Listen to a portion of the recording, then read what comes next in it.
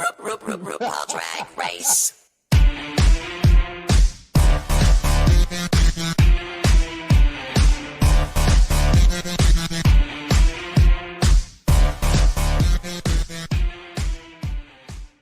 Hey, kitty girls. Can you believe it? It's June 4th, 2020. Which doesn't mean a damn thing. But it is Comes Out Loud Drag Race T-Time. We are here to talk about Season 12, Episode number 14. A.K.A. the finale. It's the end, bitches. It's... Finally. Yeah. Yes. The last lap. For those of you that don't know, because for some odd reason your ass showed up at the very end, but hi, my name is Gary, and with me I have a fabulous co-star over here. Hello, I'm Damon. Welcome, welcome, welcome. And extra special guest star, hi Q! Yay! Hi, Q! Guess who's back in the house? So Perfect. that would be my sound cue. If I were like a reoccurring guest on Cubs Out Loud, mine would be, that's what it would be. Okay. Duly noted. Let me just write that down right here. There she go with her steno book full of seasons and seasons of thoughts about Drag Race. Yes. Yes. Dude, the library. Back. So very true. It's actually almost down to the end. I'm going to have to get a new one. Ooh. Oh, You think you'll make it through Uh-oh. All Stars 5 with that notebook? I don't know. Oh. I don't think so. Oh. I don't think I have that many The pages left. shade. I don't think so. She's like, well, there it is. Let me think about this. How much I got to write about these bitches? Oh, there's going to be a lot. No Bam Pam. Yes. No green No, eggs. man, there's what, 10 queens in the season? About eight Huh. episodes, I- maybe? I might. Oh. Depends on how bad they are. I mean, it all depends on what I have to say. Oh. This bitch again. ... Damon, you said that last week. I know. All right. Well, let's jump into our first segment, shall we? Sure. Gentlemen, start your engines, and may the best woman win. All right. Put the pedal to the metal. So it's the finale, and this is just overall thoughts on the new Rue format. Because it is what, children? Unprecedented. Yeah. I was going to say fundamental. Oh. Yes, unprecedented that the finale was recorded from everyone's homes. Not a studio to be found anywhere, supposedly. Yeah. Yeah, I was surprised. I had theorized, and I don't know if it made it onto the regular or the Patreon versions. Damon, you and I had briefly talked, and I said, I thought one theory is that all of the queens, at least the top 3 queens, could rent a theater stage space, like a bar or something, using social distancing and like minimal stuff, like a 1-camera straight shot setup, like blah, blah, blah. And a little bit of that did come into the finale, surprisingly. Top 3 queens were sent a box, a kit each, with instructions that said, bitch, this is how you make a stage. This is what I gotta look like. They're all gonna be matching. Which they did for the most part, except for Jada. Nothing against her. She had carpet, which I was like, ooh, girl. Of all the times you wish you had linoleum or hardwood or parquet, like some type of like slip and slidey floor. You ain't got it right now, girl. Like I'm gonna throw just a little bit of tea. I believe more than likely Jada is in an apartment building. She is. And most apartments are usually carpeted because it is easier to replace if it is ruined or damaged or whatever. She is on the 2nd or 3rd floor because I just listened to a podcast that she was on as a guest. She was on Race Chaser with Alaska and Willem, and it was quite funny because she talked about how her landlord was so great about dealing with her, especially when she was recording like the multiple takes of the final video for the final episode and how she was throwing herself on the floor and things like that. And then apparently the way she found out her landlord knew, who I think lives below her, was some comment about something about if you win, your rent's going up. Like, that was like the passing comment. And I was like, oh, Okay. that's fun. Like, Oh. Nice. yeah. Well, that's good that she had a landlord that was very accommodating. So that's good. Yeah. Because that was going to be my thing overall. Was that I was really intrigued overall to see how this kind of digital kind of physically distancing situation finale would happen, because there are just a lot of variables. There's a lot of technological variables. There's a lot of physical variables. There's just a lot of variables. There's a lot of class variables that go into this. And so the presentation of what you want everyone to see, a lot of that could be mitigated or improved based on where you are in your life. Mm-hmm. And I will 100% agree with that. That's one of the things that I was like, I'm glad we always see kind of the reunion before we see the finale, because in this situation, it kind of helped me, like, personally, to kind of like get an idea of like what they may be doing and who they're like, what they're dealing with. Because, you know, just as an example, like me, oh great, I've got a house. I could probably, maybe if it were had to be doable, I could like throw some stuff out of my living room into my guest room and have a pretty decent stage if I needed to do it. Granted, I'd have a window that I had to cover up because I don't think the neighbors would have seen me flopping around through the window. But you know, on the flip of that, like, Gary, I think you live in an apartment of some kind. I live in a 2-story townhouse. So yeah, so right, like, not that I have a whole lot of room. So like, if I tried to use my living room, I have a big ass sectional that takes up way too much room, so that would be difficult to move. I could try to convert my office, which is the most malleable space, like, because I have lots of smaller pieces of furniture, like a desk, well, 2 desks, like, you know, bookcases behind me, you know, like things that I could kind of like relatively easily pick up and move. The best space, which is not available, is my basement. It is not finished, but if I could clear it out, like, it would be a big space to work in, to do some things, and it would be cooler relatively. But yeah, no. Yeah, and then I think, like, Hugh, you could probably use your studio if all else. That's exactly what I would do, because the studio, we have, you know, there's hours of service, and while there are other massage therapists in the building, I'm on the 3rd floor of a 3-floor building, so I'm on the top floor, but the majority of the other kind of the other people in the building, the other like massage therapists, the other marriage and family counselors, they all leave after 5 p.m. So I'd have the entire building to myself to be as loud and do all of the pussy splats that I want, and no one would care. Pussy splats. Because everybody loves a good pussy splat. We used to call them shablams, but something, I don't know. I love the term. I've always loved pussy splat. I just love the idea. So maybe it'd be a bussy splat is what it'd be. Oh, girl. Well, if anyone could pull off the Miss Dupree move, it could very well be you, Q. I could see you falling from a ceiling. It would literally be a death drop.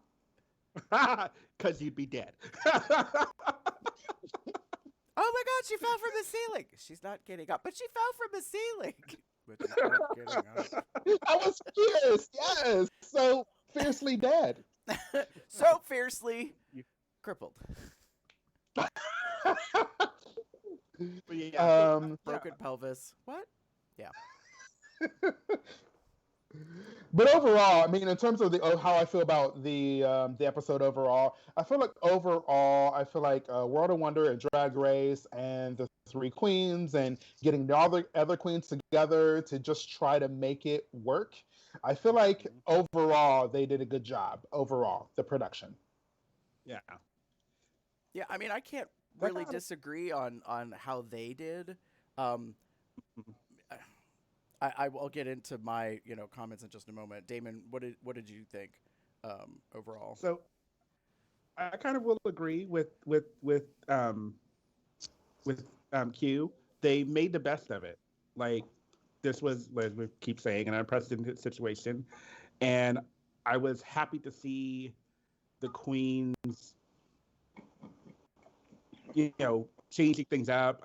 I really appreciated the fact that for the finale, the ones that were doing like the lip syncs, they gave them all the same props and a stage that they were supposed to set up, because that, like, unlike the one, if you know the format, like unlike the one that they had to make themselves, the final song, which is kind of the determining factor, was one where, okay, we need everything to kind of be on a level playing field, et cetera, what have you. And I appreciate that they made that a level playing field. I really was fond of how they presented the queens as they came in.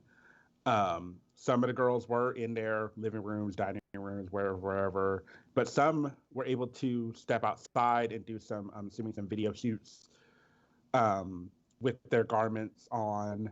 I was particularly, I was the biggest fan and the biggest, like, gagged and gooped over Aiden Zane. Like, I was astonished by that look she had on, and I wish we would have had more opportunity to see that, because it was, I don't know who she got and who gave, like, where that coin came from, but bitch, that was well done. I don't know if she did it herself. I don't care, but like it was just beautiful, hands down, amazing. I will say that I think the girls really stepped up the game for the finale, so there wasn't a disappointment in that area. Like, I didn't look at anybody and be like, "Really, girl?" Like, well, there was one moment. I'll get to that in another segment. So for me, 5 songs, it really was. For a little Yoda speak for a moment there. Rue had said at the end of Reunited, at the Together Alone, or Alone Together, whatever the fuck it was, the reunion, she said there will be 5 lip syncs. And I was like, record scratch. I was like, 5? How do we get 5? Like, and so I don't know if it was on the Patreon version or not. Like, David, like, I did the math. I was telling you, I was like, okay, 1 to 1, 1 to 2, like 1 to 2, 2 to 3, 1 to 3. You get 3 rounds. I don't know how the hell you get 2 more rounds out of that. But then it all made sense when the very first round was the up in your face mug, like, put your face in the camera, bitch. Don't move. Don't go nowhere. This is all about what you do with your face and your lips. And I was like, oh, okay. Up close. And I thought, did you send all the bitches HD cameras? Because that's rude. It was, I mean, fact. It was one of these. Yes. Like, hi. Yes. And for those of you who aren't watching, Damon is all up in the camera, giving beautiful glam eye realness. All up in the HD camera. Ding. Yeah, that was my thing. Yeah, for me, it's now I feel like this digital, this virtual episode benefited a number of queens, and I think it benefited Aiden because she is a queen who's mentioned that she hasn't performed in front of an audience, and I think the show really shook her confidence and being around the other queens and being judged. And so since she was in the confines of her own home. She was able to really relax, and she had time to come up with a good look. She didn't have to worry about comparing herself versus any other girls. So I feel like in terms of her mental health, was really able to, yes, bring the great look, but really bring great attitude, because she looked fucking awesome. And I think, but I felt her confidence too. That was the thing that I really wanted for her during the other episodes, was her confidence, and I really felt that come out in this virtual introduction. Yeah. I was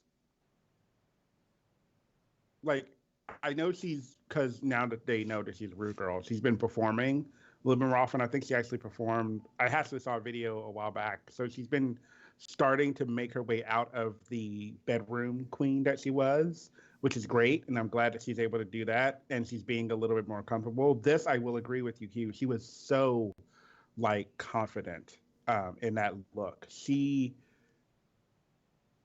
like, that was a very, to me, transformation from even from the reunion to the finale. Like, that finale look was high. That was amazing. And I agree with you. I think it does show that she's gotten a little bit more comfortable, gotten a lot more confident, and maybe that had to do with the fact that she was at home. Who knows? Well, and I think that was a huge advantage to all of the queens, that they had home turf. So many drag queens, I'm not going to say all or the majority, but many of them have admitted, celebrities of entertainment industry, that they are introverts, that they are extroverted introverts. They are both outgoing and yet very internal, because they're performers. And I admit to that. I can have a big personality at times, but bish, I am incredibly quiet at home. I don't need to make a ruckus and draw attention and all that jazz. So I think that that was definitely something that played everybody's favor going into the finale, because it was you and your space on your terms. How could you meet the demand that was being put upon you? So, yeah. The only, well, I was going to say the only one of the major negatives to it being virtual is that, of course, it's not live. It's not in person. And there are lots of drag queens that are known for having electric energy when you see them performing in front of you. You think of the Kennedy Davenports, the Shangelas. There's these girls that you see them perform when they're right in front of you, and you can feel how amazing they are. So I do feel like the queens that are known for really bringing it during either a lip sync or in person, whether it be a look, no matter what it is, I think it does them a disservice. So I think about Crystal. Crystal is known for having these beautiful looks. Crystal Method, every week on the runway, beautiful looks. And while, yes, they looked great while we're watching at home, in person, you could see the judges loving what she did. And so only being confined to a tiny little space, to with our whatever mobile device we're watching on, I think can hinder someone who she has these big, grand looks that you're able to really, when you really need to pull out and see her things. Even some of the looks she had on this episode were so big they couldn't fit into the screen. So I do think there are some queens that that didn't necessarily benefit fully from this particular situation. Well, and I don't disagree with you, Q, because there were two queens specifically. Well, really all three of them, to be honest, that were boxed in by the digital realm. I think of Crystal's pinata look. Yes. Bitch. That is exactly, yes. She shows up in that god-blessed paper mache, Gumby, horsey, fantastical thing, and then somehow farts confetti out of it? She just... I was so taken with it, and I was like, bitch, how wild would that be to see on stage? Because To do a 360 means you got to take out the first row if you got a small ass space. If you were performing on a milk crate, like Gallagher be damned, like look out because you got to get cardboard ass in your face. Like there's no getting away from it. I mean, Yes. if she's got Jolly Ranchers or the fruit flavored Tootsie Rolls in that pinata, I'm all for it. But All right. well, I'm just Yeah. saying, you're probably at a bar, you want a little snack. Nothing deep fried, it won't hold well. Too greasy. But I mean, Yeah. I was really taken with that, and like Gigi's musical number Yes. needed a stage, like it needed a space. Yes. She kind of did a Sasha Velour, and I hate using Another Queen as a reference, but it was so visual. That's the medium that it would have benefited the best. Yeah. And Jada is a house queen. I have already figured it out. I have not seen her perform anywhere, but that bitch does not sit still, does not I'm just going to park and bark. Fuck that noise. She is up, down, left, right, front, back. Yeah, she's on the ceiling. She's on the floor. She's between my legs. I'm between her legs. I mean, it's just, that's the way it's going to be. And I appreciate a queen who can move around, because there's times to stand still and make your competition look a fool. Thank you very much, Latrice Royale. And that, that there are times that you gotta move, you gotta shake it, and quake it, and maybe not, too much. And that's the thing that I think she really kind of helped show. I mean, in her musical number, like people were talking about it, she was on the furniture, she was on the floor, she was upright, blah blah blah, she was in front of a fan. Like, I mean, people were just clocking all the cues, all the things that she was instituting, and I was like, well, no, is she a queen? Like, she's been doing this shit for like a decade now. Yeah, she knows what she's doing. Yeah, she knew what she was doing.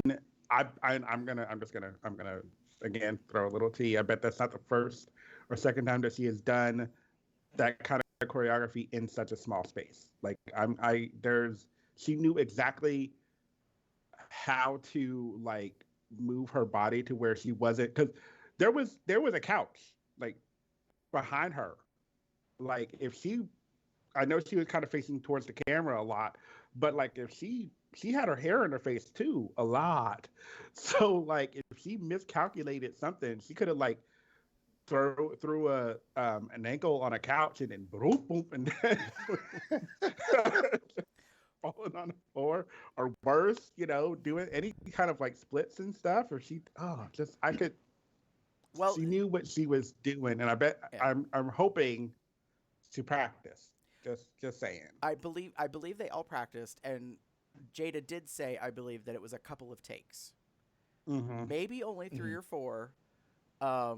Which I can understand, because girl, if you're giving it your all, you're gonna be tired. After the 3rd or 4th one, you're gonna be like, you're just gonna be like, fuck this noise. Right. Yeah. When I watched Jada's video, I kept thinking TikTok, because it looked like she looks like that kind of girl who's selfie and the filters and the 4 split screen with the different colors. And TikTokers are known for doing these crazy, ridiculous dances in their living room or in their backyard. So I feel like Jada, the combined attributes of her being a pageant queen and being poised and having a certain amount of space and just having experience with that, but then her being the age that she is in this whole TikTok selfie generation, I feel like she really utilized, I just felt it was very TikTok, the different rooms. And so it felt like she felt very comfortable in the space. And I actually wish she would have gone farther. I actually wish that she would have not only used her living room,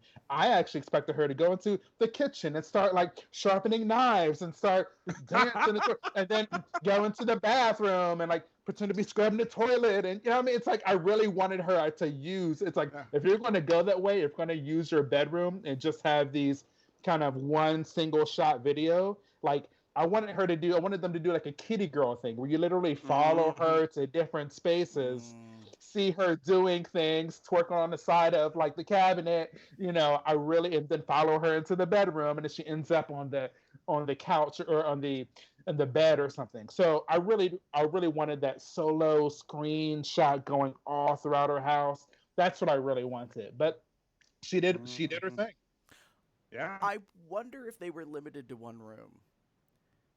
Like, I wonder if that was part of the stipulation from, World of Wonder, that they couldn't really, that they had to stay in the home and they needed to keep it to one space. Because now that I recall, none of them traveled. Like, Jada's had the most kind of cuts in terms of, like, because I noticed, like, there was a bit of a jump here and there, like, to close-up face with the fan and then to the floor a little bit, like, there was a little filter kind of stuff applied there too. Like, so there was some manipulation, but it wasn't.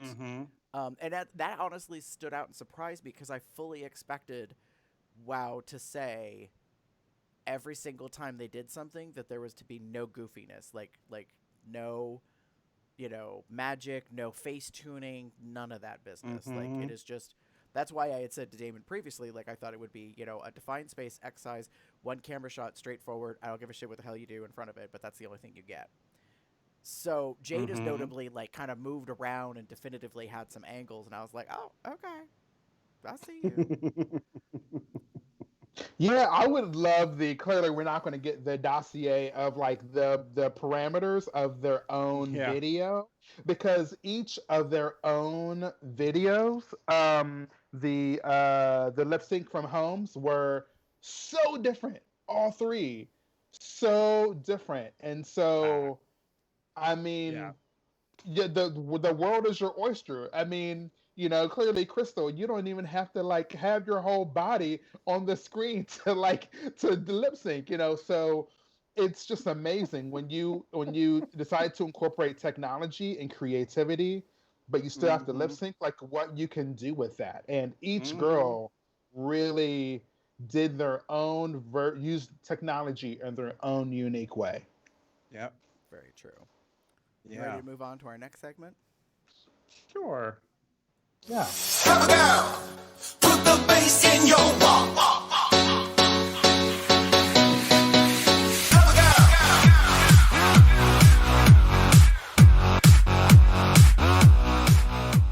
All right, so Stomp the Runway Children, serving looks. I want to talk about what we saw.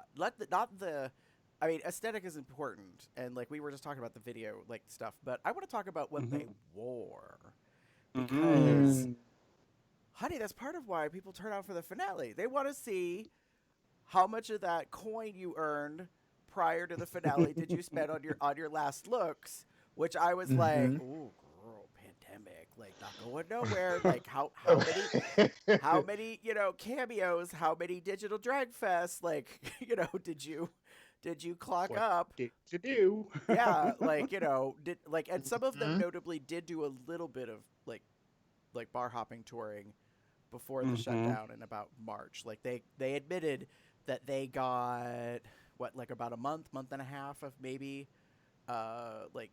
live review kind of shows and bar gigs and some of that other stuff. And since the cast was announced, like, so you get a little bit of buffer time, but yeah, not a whole lot. Yeah. So very interesting. Q, why don't we start with you? What did you think about like the looks? Like, were there any that stood out to you, impressed you, that you thought maybe was ugly? Well, so in terms of the 12 when they came in initially, I really honestly, I think they all looked great. I mean, Nikki Doll looked awesome. I mean, they all. There weren't any that really stuck out for me that were horrible. For me, I was more intrigued with the backdrops. Like either Queen's choosing to be outside or choosing to be inside or whatever. But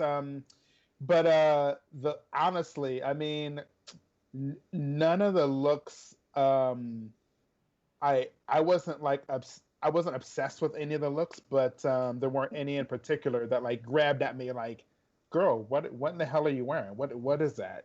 So What the fuck is that? I know. Yeah.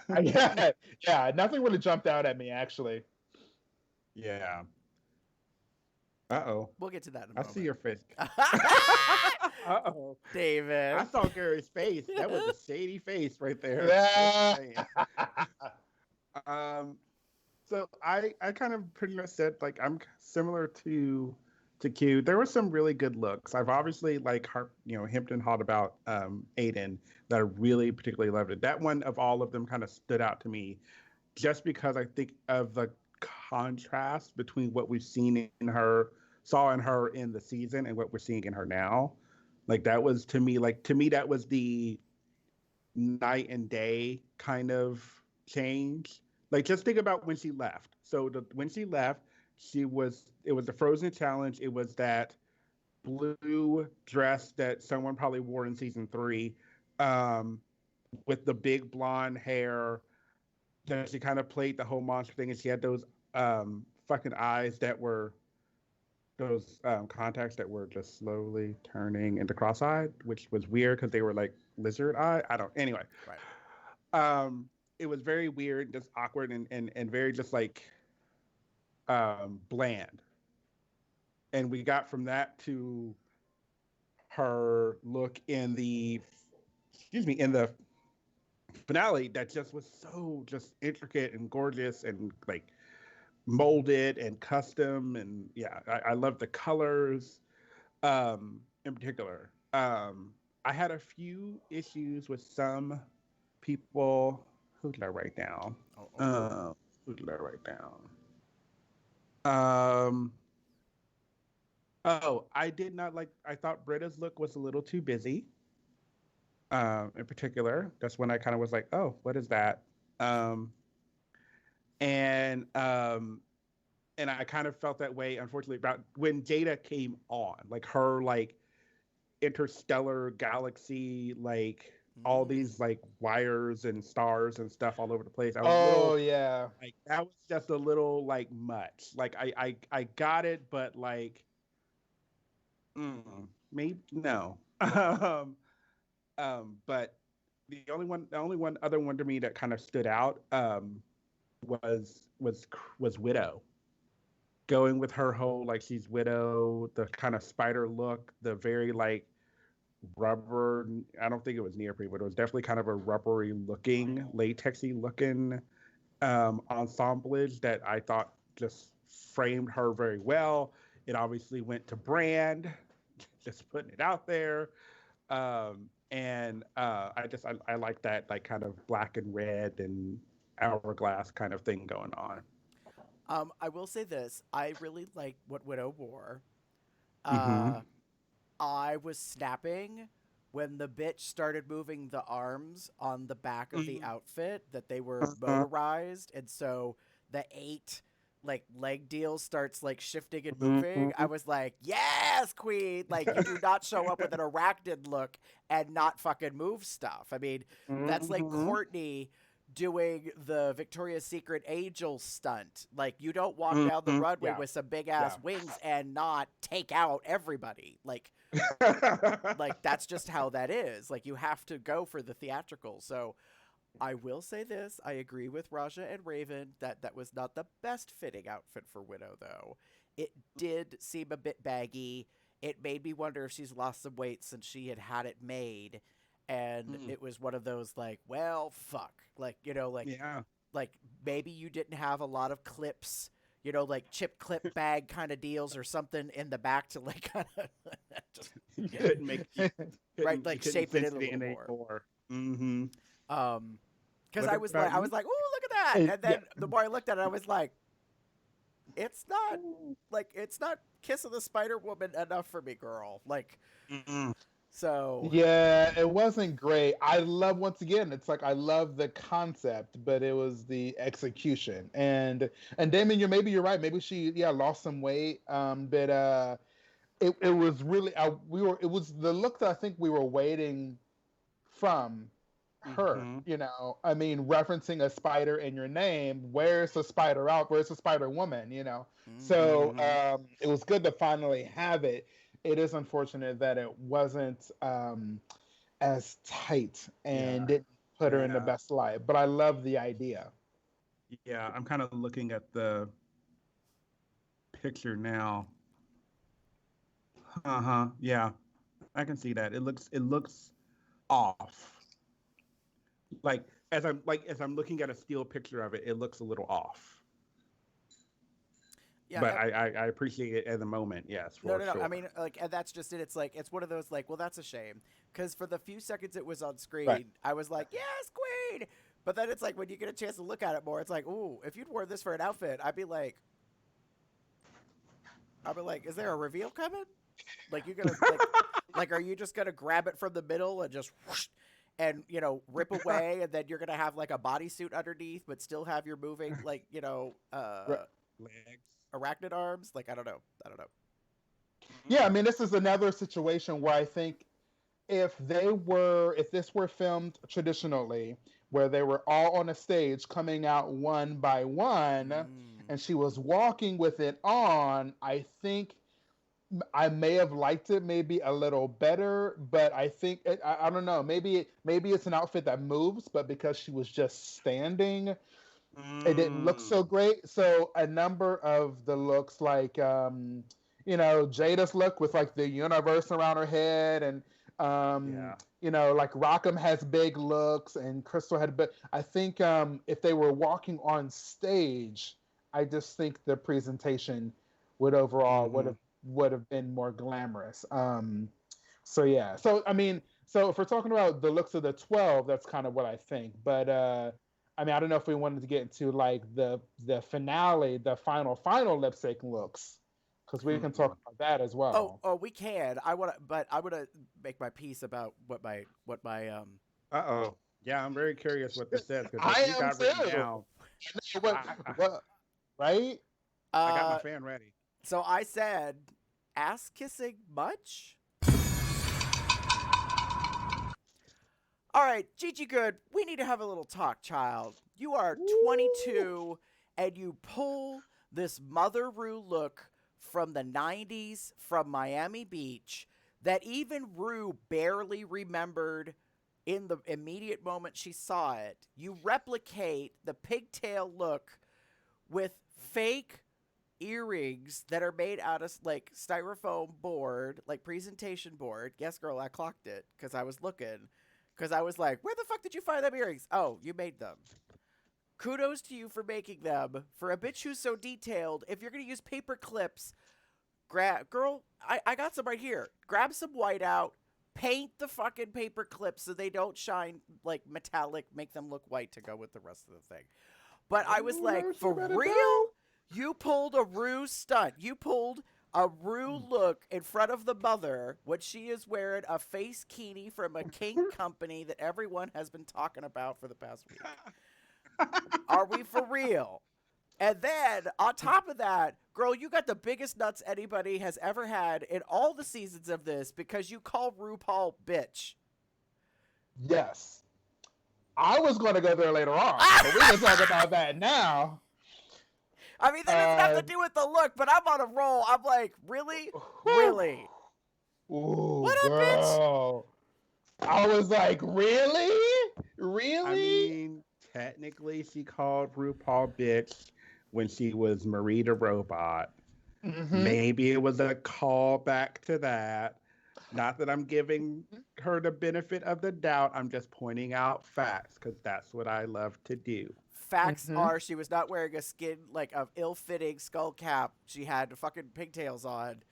Like if someone wanted to start a conspiracy theory, perhaps one might say that she lost the whole title the moment she decided to be that laissez-faire casual, in that moment. Ooh, no, Well, she I better think, don't. Damon, you're right. I think that yes, I actually think it was a callback.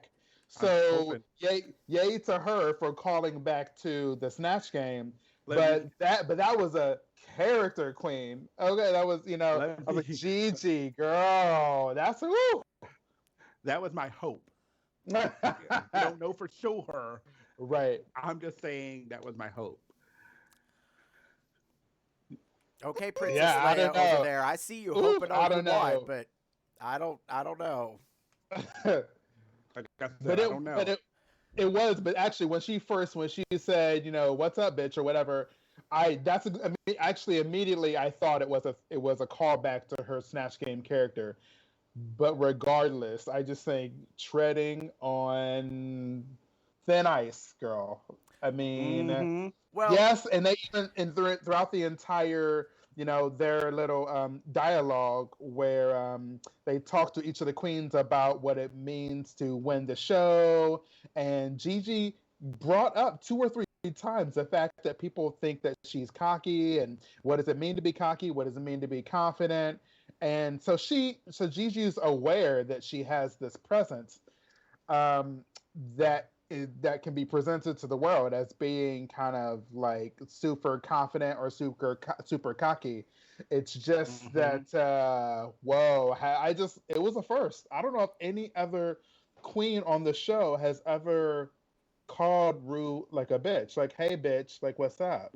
We'll have to find out. I mean, Won't we? I think a lot of the queens there's an austere kind of like, I don't want to say pageantry, but respect. She's called Mother Rue. Like, you may not always agree with her politics, you may not always like what she says or the decisions that she makes, but her name is on the label, honey. Like, it is all her brand. We have been here for, almost 20 plus fucking seasons and some iteration of like seeing, her ass like, selecting and judging. So, I think perhaps because we're older and maybe, that is slightly generational, like I would not dream of saying that. Like, if she was my friend, if she was my friendly Scorpico and we hung out and we did like, game night and shit, then yeah, like I might be like, what up, bitch? But, no. Right. I mean, if she was she was Raja, it'd be a different story. But, this is ooh, girl. Yeah, it was really shocking when she said that. It was just like, wow. It made me think of Rue, and there's this kind of issue with Rue and Pearl happening, where Pearl on her Instagram replayed some of the What's the Tea podcast, where Rue's talking to Micheal about being kind of polite and PC, but recognizing she has a show, and she referenced the situation with Pearl, where she asks, where Pearl asks her, "Is there something on my face?" And Rue just says, "I just want to light a fire under your ass." And so Rue said in that moment she put on her producer hat, and she realized that Pearl's a cute boy, and so she doesn't want to rock the boat. She wants to keep her on the show. She's cute, and she'll do great for the show. And so I just wonder what was in Rue's head when Gigi's like, "Hey, bitch." Like, yeah. Like, don't you know who I am? I'm fucking RuPaul, bitch. Like, oh man. It was like that whole like record scratch. Like, oh wait, I'm on camera. But if we were going to talk about but if we were going to talk about the looks of the very final lip sync, the cross country royale, then I think that clearly, I mean, they had 3 very different things happening. From the very beginning, Jada had this beautiful orange reveal gown, jacket, long jacket. So clearly we knew that something was going to be underneath it. And she looks great. Black people look good in orange. Orange is my favorite color. She looked great in that. Not just a hanky code. It is not. I'm always eyeing that orange when I see it. Is it in the right pocket or the left one? But yeah, it's and Gigi, of course, I think that she had the biggest story, she had like 2 or 3 reveals. I mean, basically. So it was a really cute kind of diminutive outfit, but then of course she, at the when the bass dropped, she like whipped into this Technicolor, blue Wizard of Oz, and then like pulled off her, like knee-high boots to reveal the red ruby slippers, and then she pulled out her hair, and then her hair became fully realized. And so I think Gigi had the best kind of concept overall with that third outfit. So I loved the progression. So I was really glued to Gigi predominantly during that last lip sync because of just the progressions of her outfit. And Crystal once again looks amazing. I mean, she had her outfit was just as wacky. It was so cool, and I mean, you could do a thesis on just that outfit. Like, what is she wearing? Like, what is the material? Why did she choose those colors? I mean, Crystal looks great in like everything she has, and she's so wacky, and she looks great as usual. Careful, Alaska. She coming for your gig with the trash bags. Better watch out. Mm-hmm. Yeah. Damon, was there anything in particular about the final three? Are we moving on? No, just I meant about the looks, like, Oh, because I Q mean, was. oh no, no. I mean, not really. I expected a reveal, like he pretty much did. I expected a reveal from Jada, just because there was no way she was doing that number in just a coat, like point blank period. Like Well, there's no way. I mean, come on. Like, It has yeah. classically been said. You see a queen wear something big like that, and you're like, oh, a reveal's coming. Like, Mm-hmm. Yeah. like there's no avoiding it. Now, to be fair, I did not clock Gigi's reveal expectation. I saw what she was wearing. I did not quite understand what was going on with it. Like, when the reveal started to happen, I instantly got what it was suddenly about and what the homage was to, like what we're referencing, which didn't necessarily match up to what they were lip syncing, but that's another issue. It's like you got to take a risk because you're going for something. So she obviously had this whole thing planned out to do this, Dorothy Gale twist on the whole, muted black and white grayscale scheme, and then we're gonna go Technicolor and blah blah blah blah. Yeah. Jada obviously was wearing a fucking tent by Omar, like, and that's not me being racist. That's like, what else are you thinking when she comes out? That or the circus is in town. Take your pick. Like, I mean, she wears this big, huge thing, and I was like, girl, like, obviously you got something going on underneath that. I don't know what. Like, if it's a 3-ring circus, I will be impressed, especially if there's a clown car. But I doubt it in your apartment. Like, that's what's gonna happen in this moment. Yeah. So to be fair, Crystal was a little underwhelming. Like, yeah, it was cute. It was aesthetically beautiful. It was very, like, well done. Like, it definitively was something that had taken some work and some time. It did not look like you basically took Elmer's glue and rolled yourself on the bottom of a craft store floor. I see you, Evie, oddly from last year. So, my... Okay. Just saying. There's some things to be said about, putting something together. Jada got the clincher though. Like, yeah, she had a reveal. She had her orange bondage, like, strutting outfit with a pussycat wig, which shocked the shit out of me because I was not prepared for little hair on her. I was like, really, girl? The final thing you're going to be seen in, like, quote unquote, for, performing, and you ain't going to hardly wear no hair. Well, that was bold. I can say that was bold for sure. And I don't dislike the hair. I just wasn't ready for it. Like, and I kind of wish she had picked a color, like a fun color. It's like, if you're going to go with something small, you could pick a super bold color and go nuts. with it. Like, you could have done a hot fluorescent color. You could have done like a crazy, brilliant white bright kind of, deal. I mean, there was a couple of things she could have maybe done, but I think she decided to keep it classy. I did not see the very last seconds coming when she performed. That was awesome. You want to talk about epic, like, stunt reveal, Sasha Velour, like, unexpected moments. And I say Sasha Velour because it went well, as opposed to Asia O'Hara, where it did not go as planned. Ooh. You know what I'm talking about. Girl. Yeah, never going to live that down. Yeah, like, I just... Butterflies ain't in flight. Yeah. I was surprised, and I was like, "Oh, girl!" Like, I couldn't get excited because I was, I think, more shocked. Like, okay, Shook it. let me get my 20. Perhaps. Here we go. I mean, like, what? I mean, it is literally Detox's Crown It.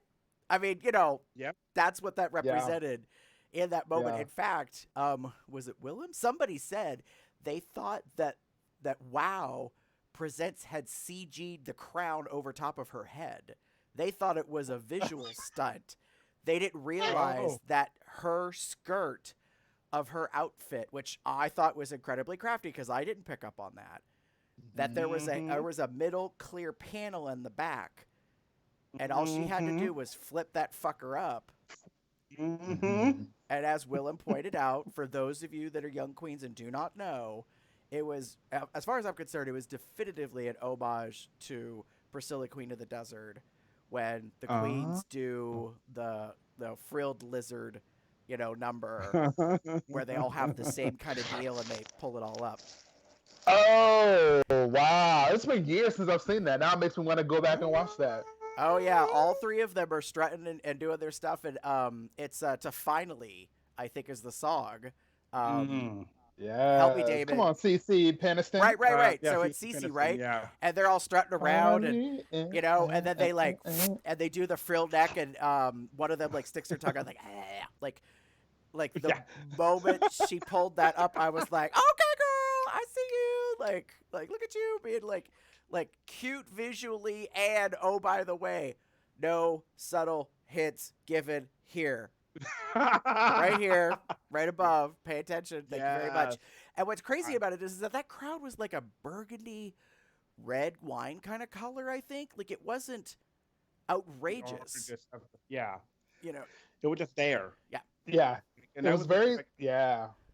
I was living for that moment. And it's one of the unfortunate things about watching it live is that you, like, if you had looked away or were looking at, say, another queen, you lost it. Because it happens, and then they don't necessarily stay on, because they were doing all three. Like, they don't stay on it that whole time. Right. So I was like, oh, what happened? Oh. And it caught me by surprise. And then I watched it again, and I was like, oh, okay, I see what you did there. I done see what you did there. I like that. Well, speaking of which, are we ready to talk about the actual lip sync as the next subject? Sure. The time has come for you to lip sync for your life. Good luck, and don't fuck it up. All right, children. Top three. After they each do their individual numbers, Crystal Method does her crazy kooky "I'm like a bird," complete with green juice regurgitation moment. Oh my God. As Willem said, was not the first time regurgitation ever was aired on RuPaul's Drag Race in all the seasons. Thank you very much. It's not Shea Girl. It's true. It's all tea. She even said it and owned it and admitted it, It is. I mean, it did happen. Yeah. Gigi's like fantastic, like crazy pop culture callback to the 80s because you weren't even swimming, I think, in somebody's testes at that moment, barely. Right.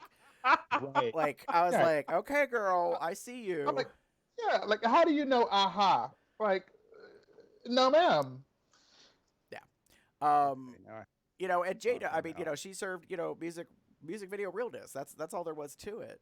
The moment she was first on with the hairography, I was like, bitch, I see the fan. I don't see the actual fan, but I see the hair. I see the Beyonce. I know what you're Uh-huh. doing. I clocked it. It's not bad. So yeah, we Mm-hmm. get to the final top 3 lip sync, and they have to lip sync to Survivor by Destiny's Child. Mm-hmm. Bitch, hasn't this been done before? Like, Not in the finale. right, but even I was like, I feel like, yeah, I feel like there was a lip sync for your life in a previous season. I'm looking to Damon That's because you I know he could pull it out on I'm his trying. Rolodex of whatever. because Because yeah, because when I heard the song Survivor, I was like, I feel like another two queens at some season in the past have lip synced to I this feel song. like they have, and it's gonna take me a minute because that my Rolodex is broken a little bit because it's been some. There's 12 fucking seasons, y'all. Just saying. Oh, so many, so many. I But mean, I just the first, go ahead. well, I was gonna say the first thing I thought about when I heard the song choice is that this is bad for Crystal, because this is a female empowerment song where you really need to have kind of like a type A personality. You really need to show a little bit more aggression, female. Like you need to really. This is not a song where I don't think it played to her strengths. She's funny, she's kooky, she has great looks, and so to try to for Crystal, if it were a song where she could be funny and it could work, maybe it would have worked for her. But for her to try to for this one time put on this kind of I'm a bad bitch survivor female empowerment song, I think isn't conducive to her drag and her personality. So I feel like from the jump she was at a disadvantage. Really? Um, yes. So I feel like the other two already have kind of in your face personalities. And so I feel like when you have a song like this where you really need to kind of be really uh where you really need to embody the song, I felt like the other two already had an advantage just because of the personalities that we've seen on the show in and of itself. Um and so but then logistically, when you see that the other two girls had some sort of reveal happening in 2020, our eyes just automatically go to them. There's something extra happening. So I think, although there's debate as to whether reveal should even be a thing, regardless, it is what it is. It is what it is. And they both had extra things happening. So my eyes were glued to those two. And I think that in terms of Jada and Gigi, I honestly think I like Gigi's lip sync out of all the three. I was really glued to hers, but part of that I think is because she was in the middle. She was in the middle for the lip syncs. The two lip syncs they had to do with all three of them, they put her in the middle. And I know it's probably alphabetical. That's what I was told. Yeah, But it has to be. but in general, when you're looking at a TV screen, we're always drawn to the middle. So I feel like whoever they put in the middle already has an advantage on their TV screen. It's like no matter what. So I just think visually, when you're looking at a screen, our eyes are going to be drawn to the middle. So I think that did give Gigi an advantage for being in the middle. And then having the theme of this kind of Kansas and then like Wizard of Oz theme, I think really helped Gigi. And I think overall, I was really drawn to Gigi and her face, and I was just obsessed with her lip sync.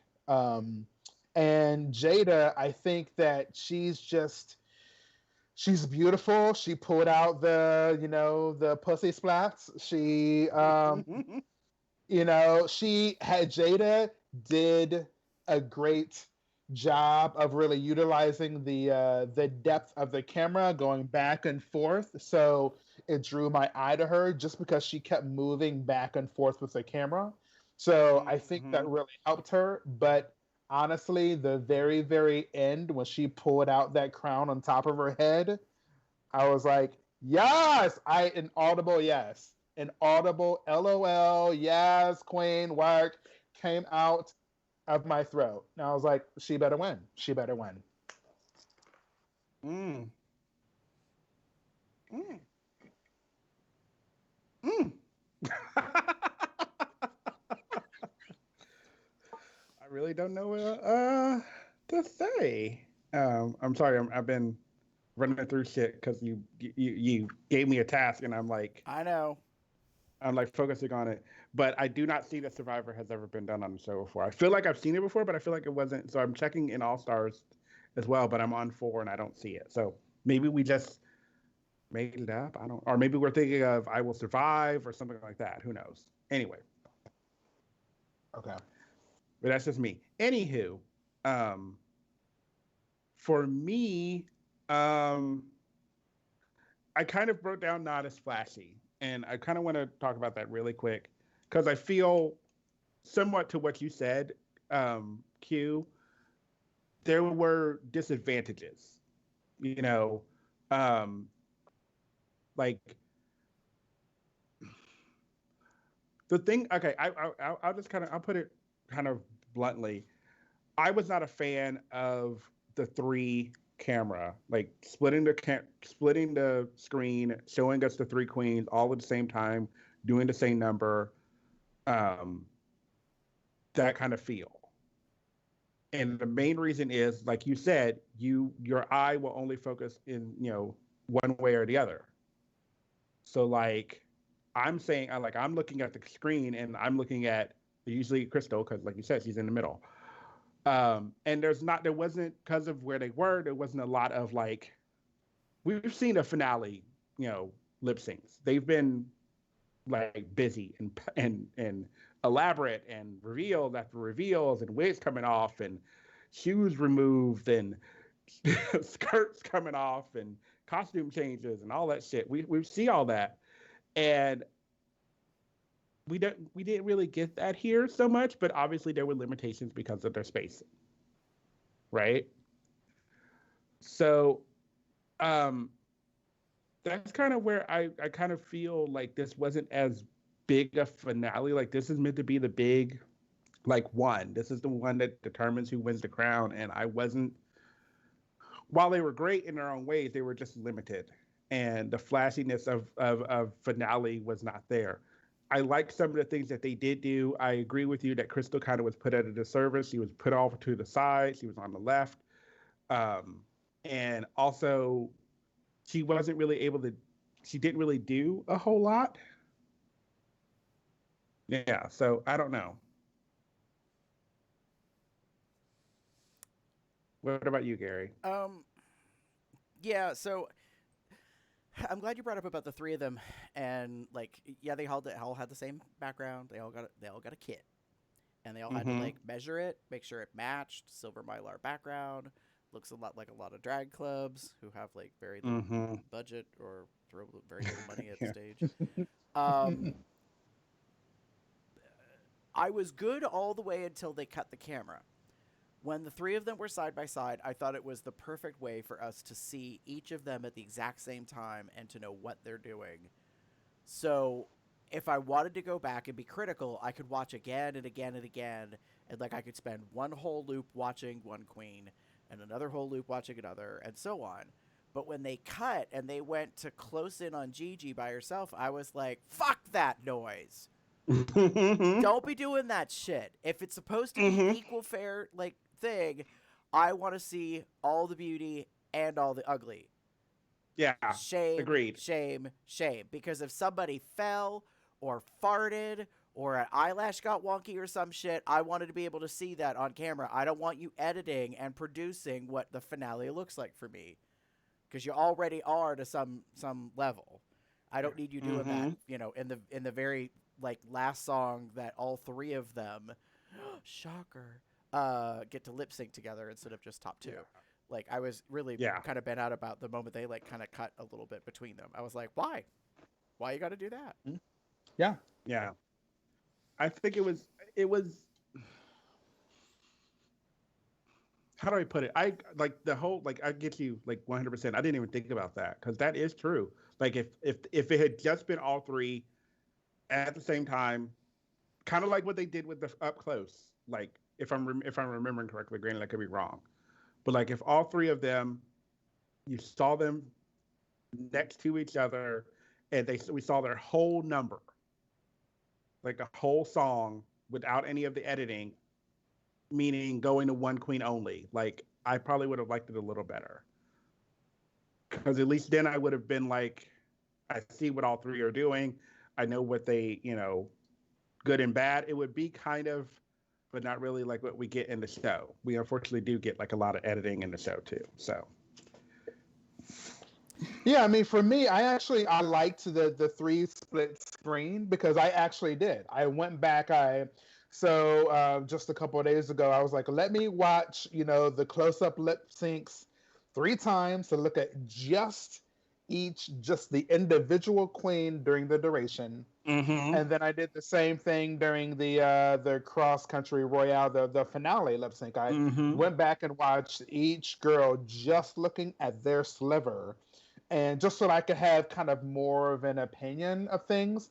And it's just not fair, you know, when in the finale song Survivor, when the beat drops and it switches, it solely shows Gigi and her reveal, like the reveal of her, either it's the one where she turns around and it shows her Technicolor outfit, or it was the one where they showed her ripping off her boots to the red ruby slippers.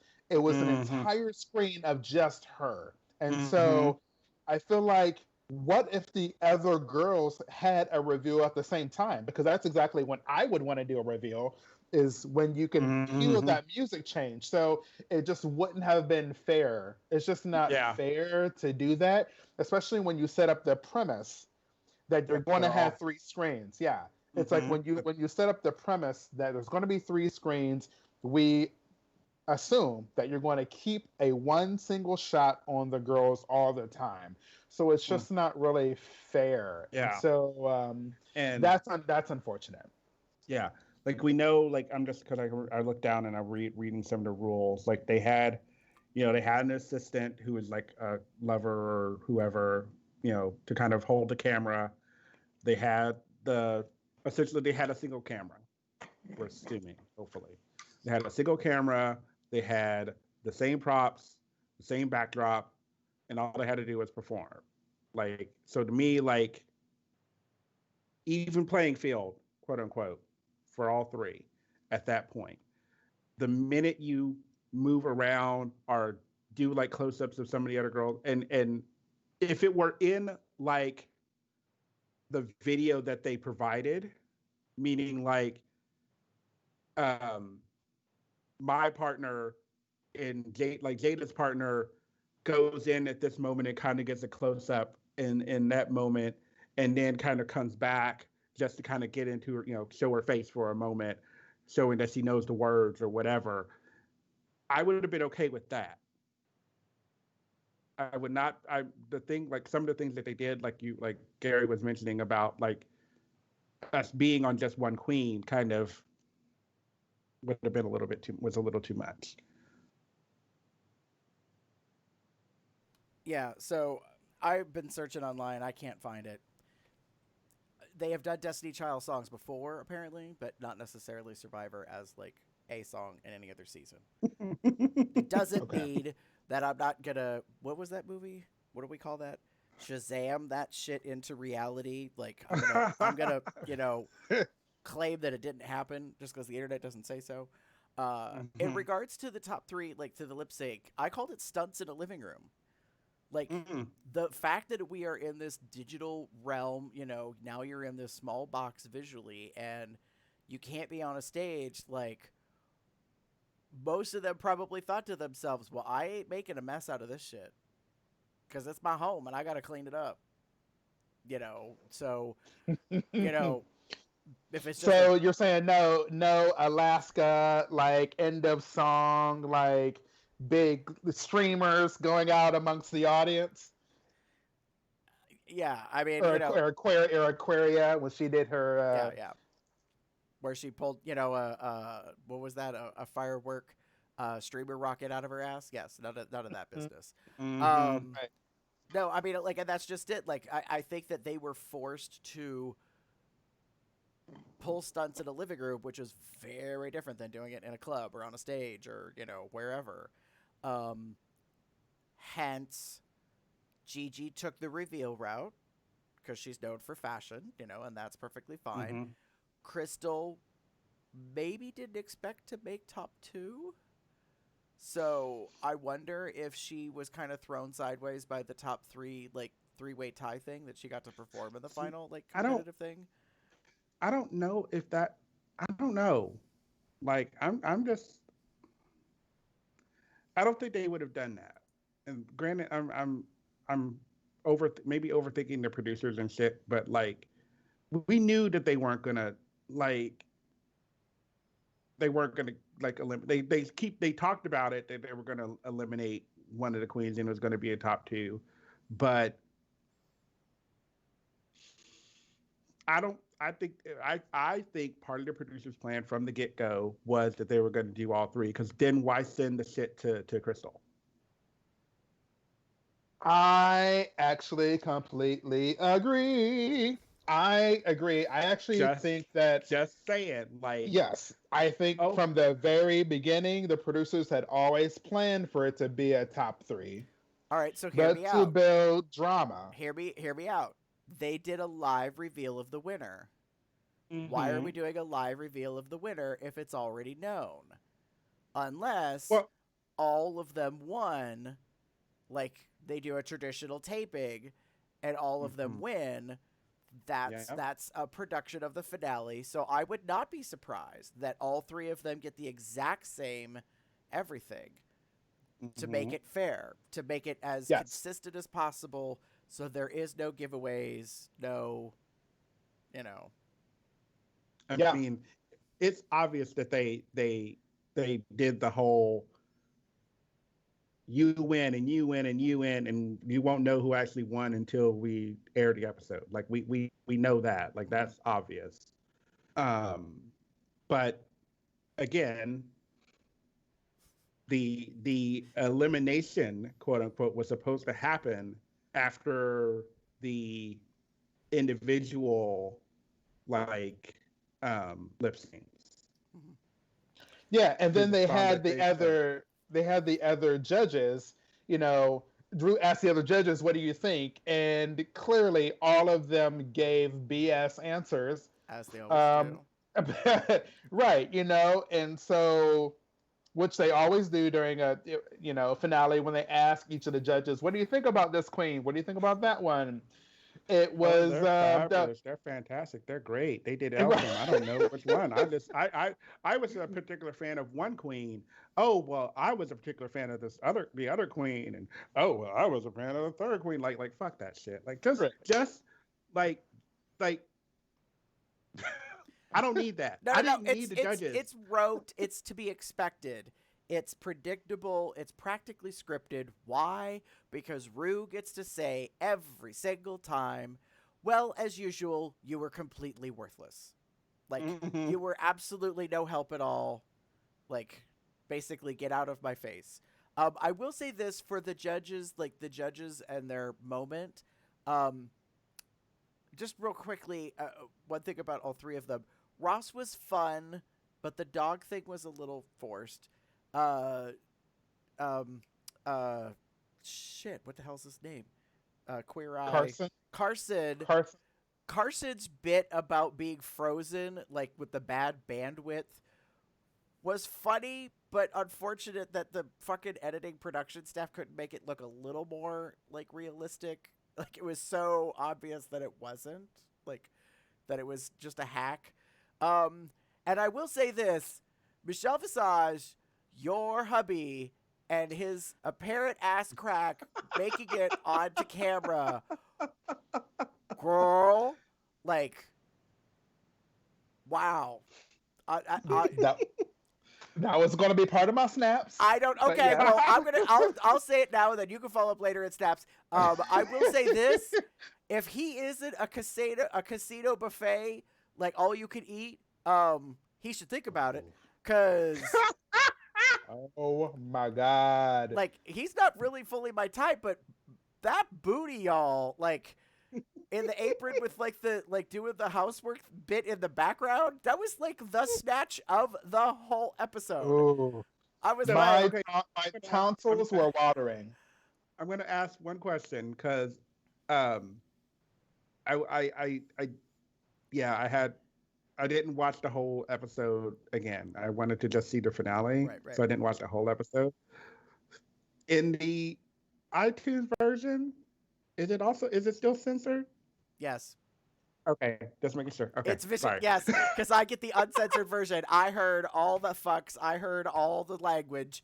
That's always in the uncensored version. But yes, even the booty was pixelated, and I was disappointed because there was a part of me that's like, so was that crafted or was that real? And I'm sorry, I think it's real because pixelated butt hair is not something you make up. Like, you know, like those outfits that you buy where it's like, you know, what was it, like Doonesbury or whatever, the goofy one where the two guys are grilling and the one is wearing like the negligee apron thing and then the other one is wearing actually the negligee with the regular apron, like they're looking at each other.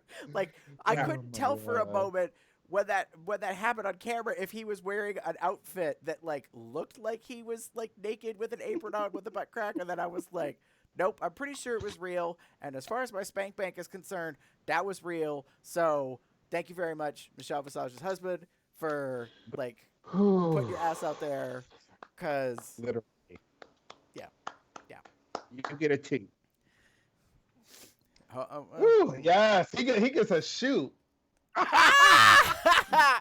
Oh, Q gonna shoot all right. Anyways, I mean, FYI, I don't know what I'm saying. Is that I'm just saying. For those of you that are listening and cannot see the visual, so Q has acquired for his apparel a what most people kind of would probably recall or remember as a survivor buff. It's like a continuous piece of fabric that makes a lovely scarf, face mask at the moment, but it has notably printed on it, no gag reflex. You're welcome. So, advertise where you can, girl. Yes, thanks, Julie Newmar.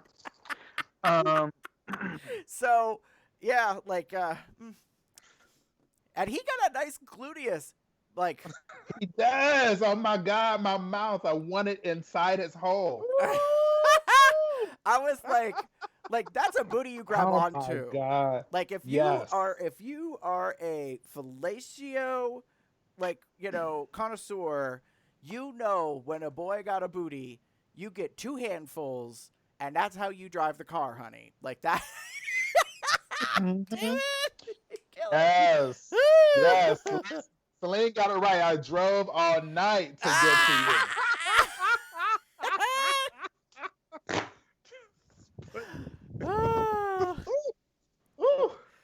Wait, I think I need to, that deserves 2. We gotta,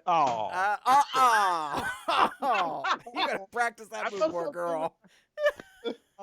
Yeah, just fry him up. This was live, so you didn't get to see that. Got to see that. Girl, too much. Too much. Yeah. Anyway. All right, you ready to move on to the last segment?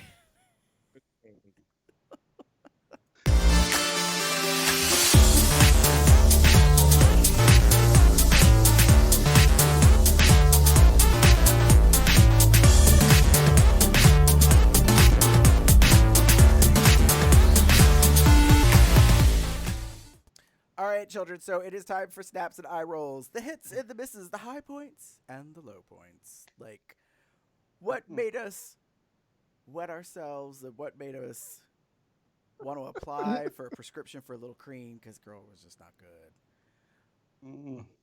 Q, let's start with you since we've been as our honoree. Who you giving snaps to for what? Well, we have already talked about one of my snaps, which is Mr. Visage Booty. It was delectable, delicious. It was unexpected. I loved how Micheal kept her composure. I mean, it was just, I love that it was one of the things that made me really grateful to be queer, because it's like this show, we're still a niche, I mean, RuPaul's Drag Race, at the end of the day, yes, there's shenanigans, things we love and hate about it, but like, it is still a niche. There are no other major drag queen TV reality shows that have gone on this long, ever, So now that we're bringing in this kind of straight audience, now that it's becoming more mainstream, I just love that they still throw in these little bits of like, don't forget, you know what I mean? Don't forget that we're still, we can still be raunchy. We can still have elements of, we're still not mainstream yet. We're not mainstream yet, So I just like that they throw in these little kind of bits to wake up the straight men watching it with their wives who love all the drag queens and be like, just so you know, we're still gay, okay? So I love that. So I love the Mr. Visage Booty. I loved also, of course, my girl Nina West. Anytime she can be on any TV show, I'm obsessed with her. She's my hometown queen. So I'm so excited that my Miss Congeniality, of course, got to pass it on to another staff, which is honestly, I mean, Heidi in Closet. This girl is so awesome. I mean, there was no doubt she was going to win Miss Congeniality. I mean, they put in that whole segment of her in the show before they even announced she was the winner. She had a whole segment where she was playing different characters and, I mean, talking to wig heads. And I mean, just, she's just such a personality. So snaps to Mr. Visage's Booty, snaps to Heidi in Closet, Nina West, snaps to Dolly Parton. Drag queen in and of herself being on the show. I just love that she wanted to be a part of Drag Race, and I'm so excited about that. And lastly, just overall snaps to just the season 12 queens who had to deal with this bullshit of a season, to like have to deal with technology and shelter at home and not being able to be the bar queens, really experience all of the wonderful things that come with being one of those 12 girls on Drag Race, going to the bars.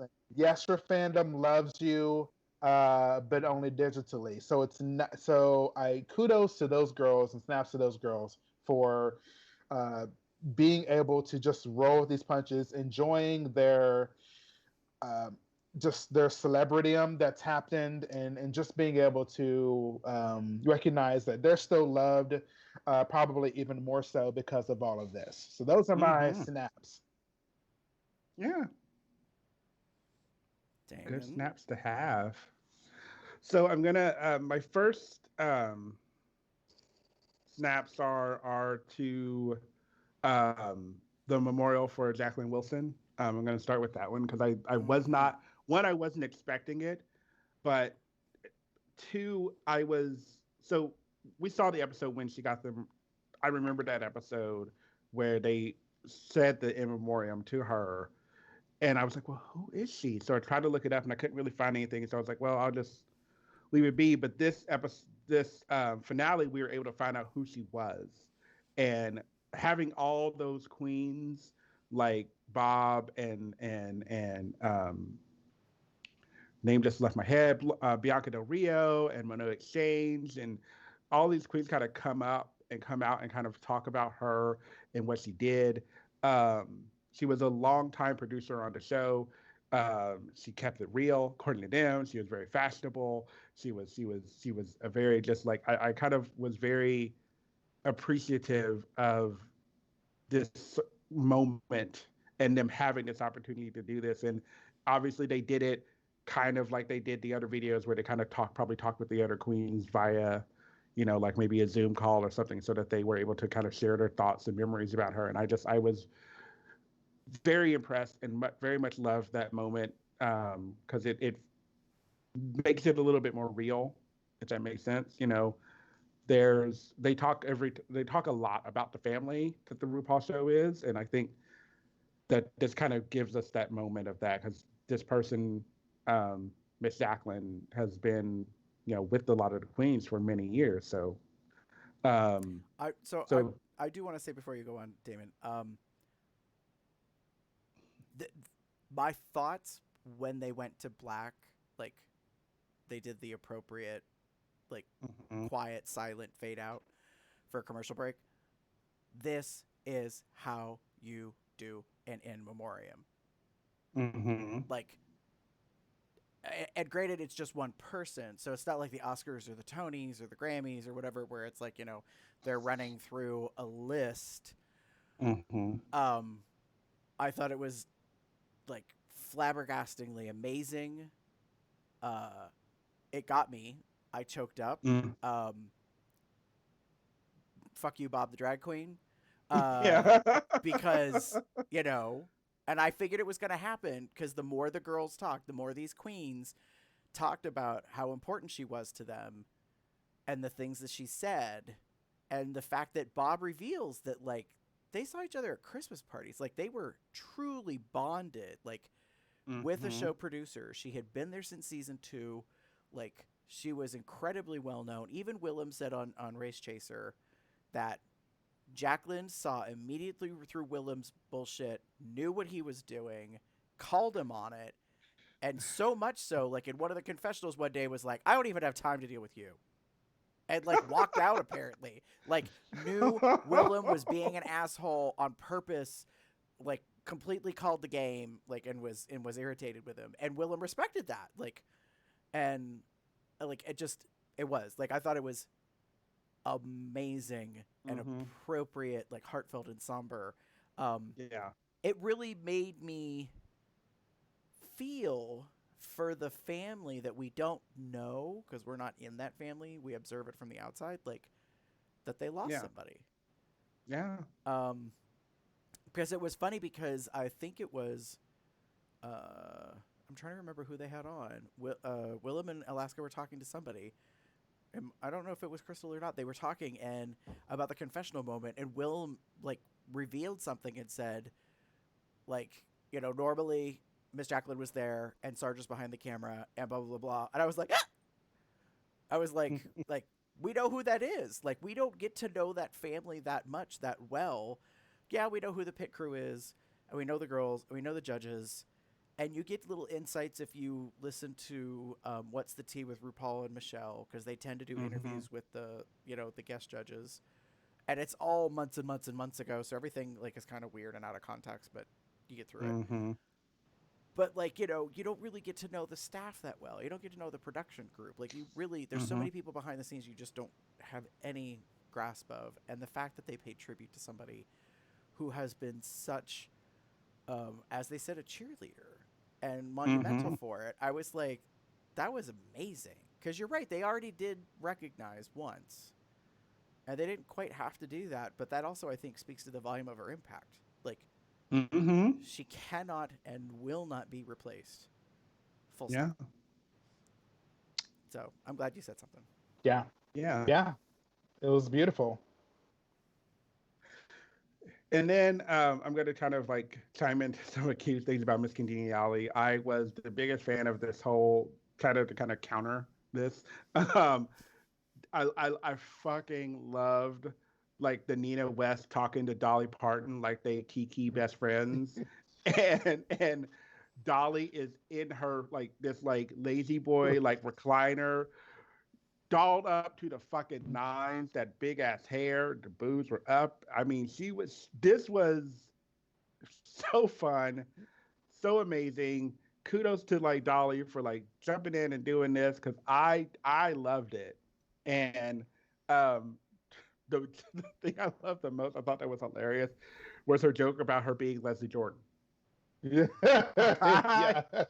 just died when she said that.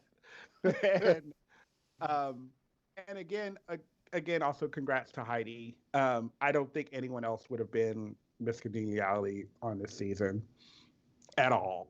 At fucking all.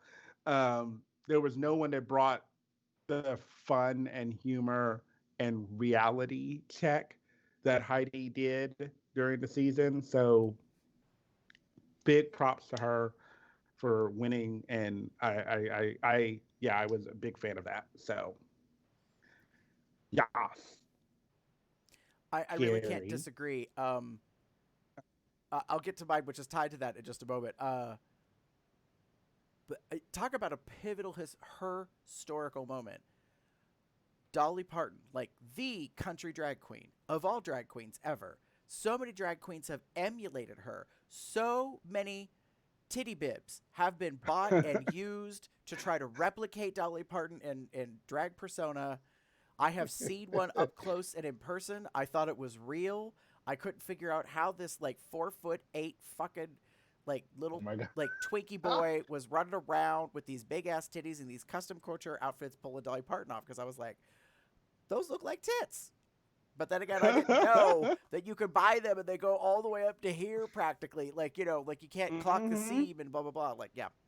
I thought that was amazing. I thought it was stupendous. I was so proud of Nina fucking West for pulling off such a great production of a reveal for, like, the whole, like, oh, Dolly and I, we kiki, and we blah, blah, blah, this, that. And Dolly's not having any of it. Like, she's so fun, but at the same time, like, kind of calling Nina out and saying certain things. And I was like, oh, my God. Like, yes, this isn't just some stunt cameo. This is legit.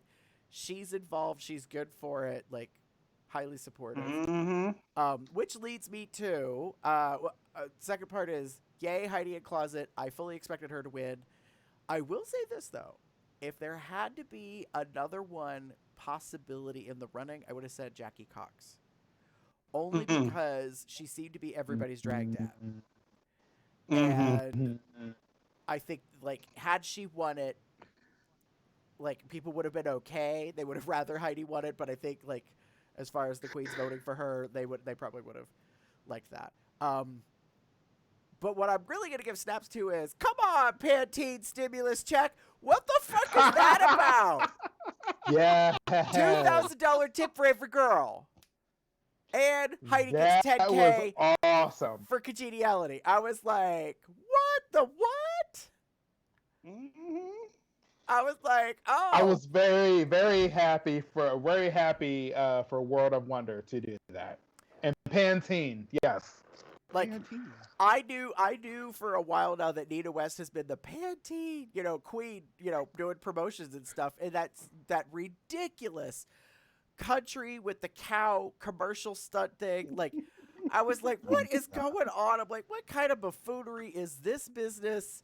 And Nina's like, I'm a Pantene queen. And I was like, your wig is, girl. Like, whatever. I mean, it was so, like, ridiculous and charming. And then she's on the finale, 2 looks, Dolly dragified in her little drag closet space. I mean, just, like, it was so well put together. And then Nina gets to drop the bomb that everybody gets a $2,000 stimulus check. I was like, what? Like, you literally could have picked my jaw up off the floor. Like, Heidi in Closet winning, to me, was a granted, well-deserved. She has now made more money in 1 year off of RuPaul's Drag Race than she did previously in a lone year working at a gas station, apparently. So, yeah. And the fact, and then they turn around and Nina's like, oh, and y'all get a $2,000 tip, by the way. I was like, wait, what? I was like, well, that just paid for the final looks. Like, Right. Like everybody got their last like expenses squared up or whatever. So yeah, no. So thank you, Pantene, for giving all the queens some money. It was much appreciated. All right, that brings us to eye rolls. Was there anything, Q, that was a low point for you, or you have a criticism about from the finale? Oh my god. It's okay if you don't, because you don't have to. I know. And I could be quiet, but that is not my middle name. So the Q doesn't stand quiet. No. No. Um, Not at all. So there's a couple things. One, we talked about it before, but it was Gigi's balls when she said, "What's up, bitch?" I just, when she said that, I was just like, I felt like it was just, I don't know if rude is the word, but just not appropriate. I mean, yes. Yeah, I just felt like it wasn't appropriate. Like, I felt like it was almost like not ungrateful, but like how can you, do you know who you're talking to? Do you realize this opportunity that you have, And so I just thought, yes, you got away with it in the Snatch game, and the character was great, and you were awesome. But like, if they were even if you try to work that into this bit, I just felt like it was just not appropriate. It's just not appropriate. You're if you're wanting to be America's next drag superstar, this is going to be one of the last pieces that we see of you for you to go out into the world and to be the person representing the show. So I just was like, oh, really? Why? And then this isn't necessarily a knock on her mom, but it's the show, the production of the show, when like her mom mentioned that she made Gigi's pirate outfit. So I think what's slowly beginning to happen is that we're finally understanding that the show at one point was a show about queens making their own outfits and then presenting it on the runway. So now we've gotten to a point now where we're just openly saying other people are making our outfits. And that just is, it's a part of the show now, unfortunately.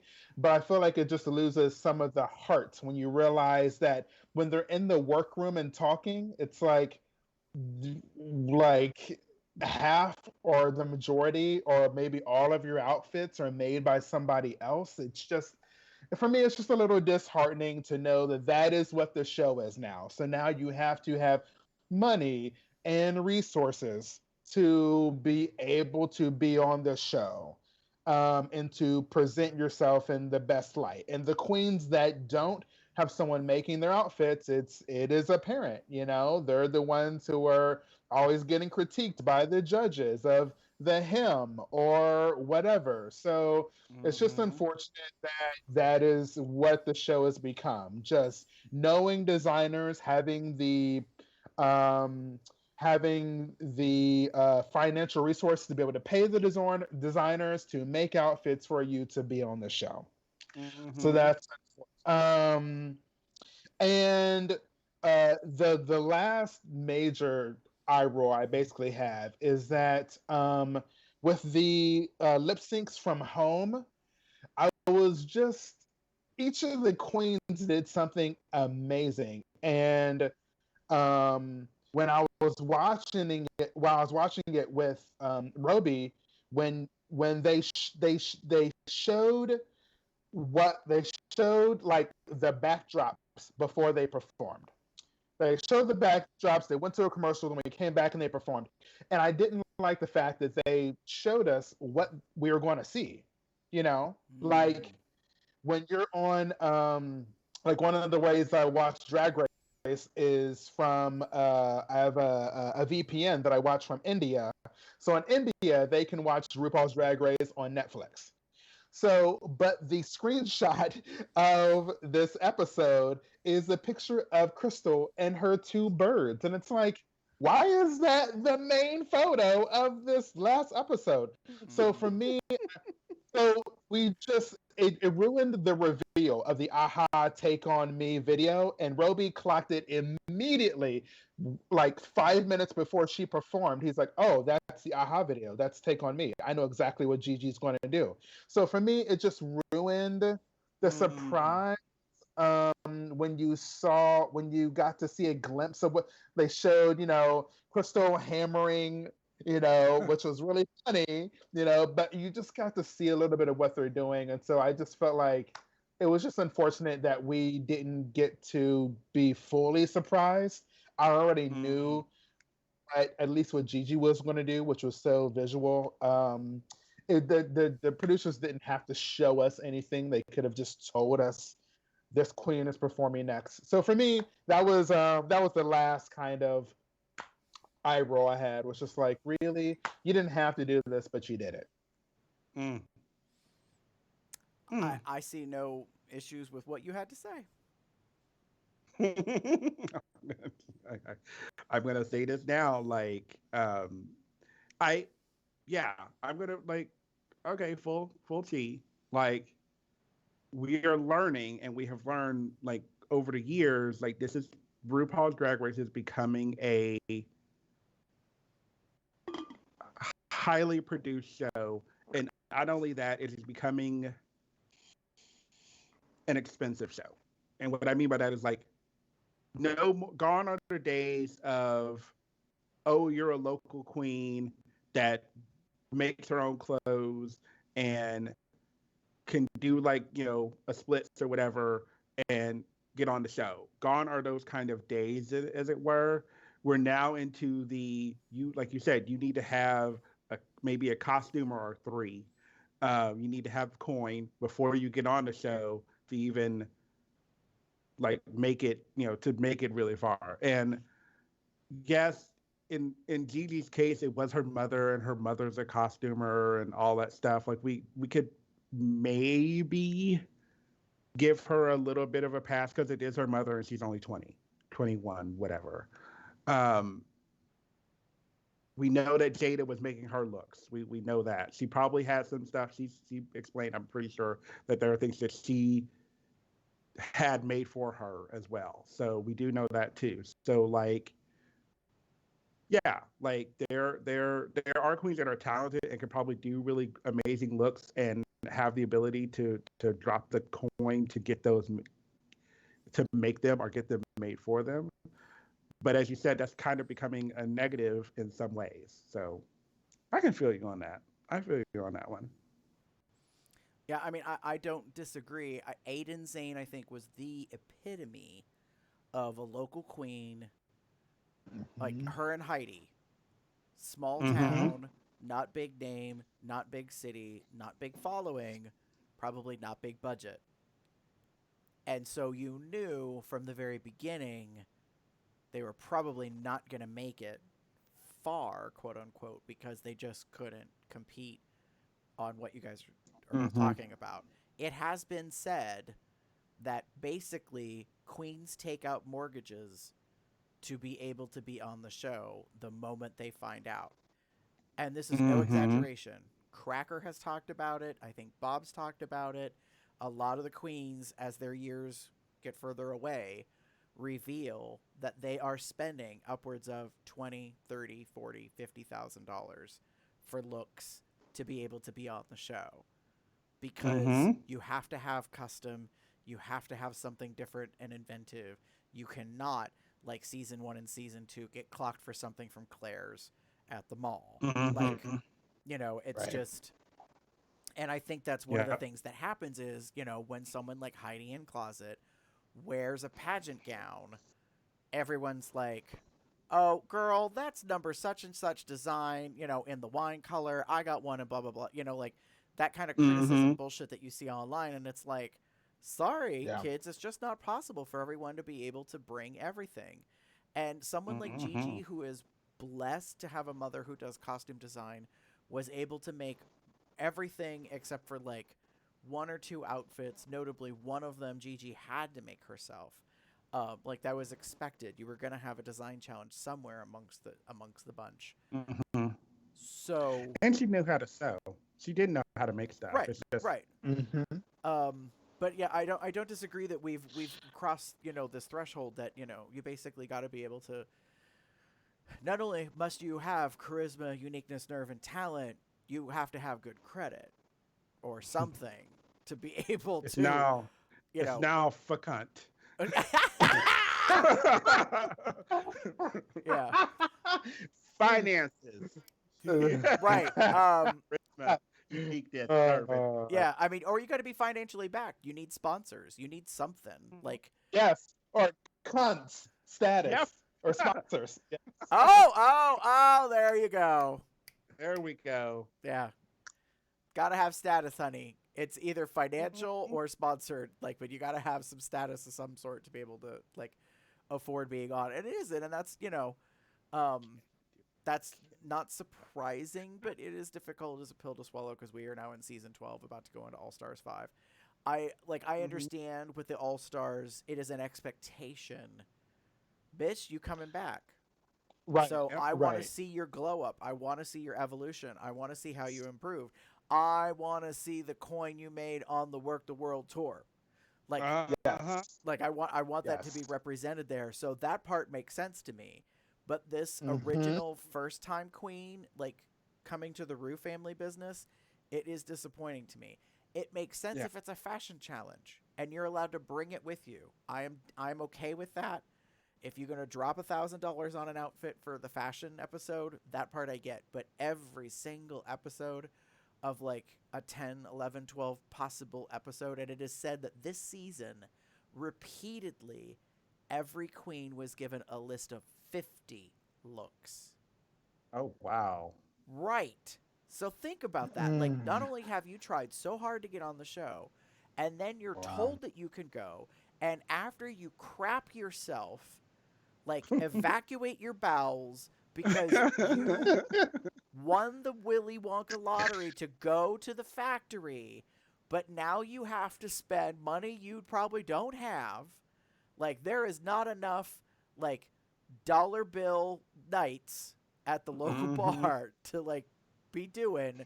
And there's probably not enough street corner ho-ness to get coin, too. Uh-huh.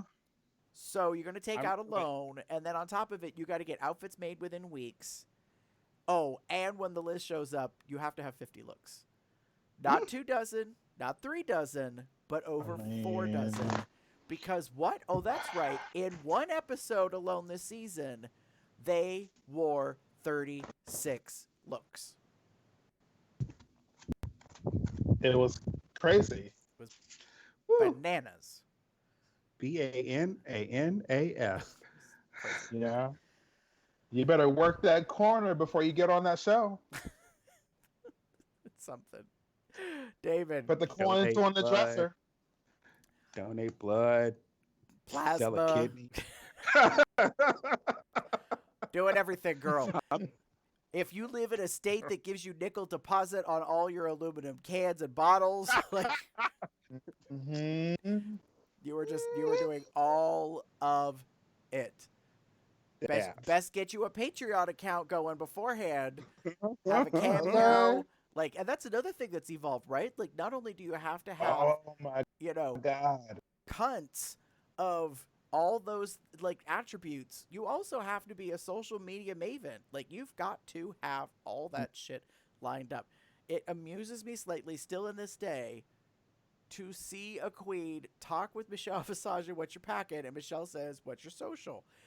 And some queens, not a lot, but some queens are like, well, on this one it's this, and on this platform it's that, and da-da-da-da-da. And I'm like, oh, girl. Like, it's not a criticism, like, but it's a little disappointing because it is so much easier when a queen says, you can find me at blank.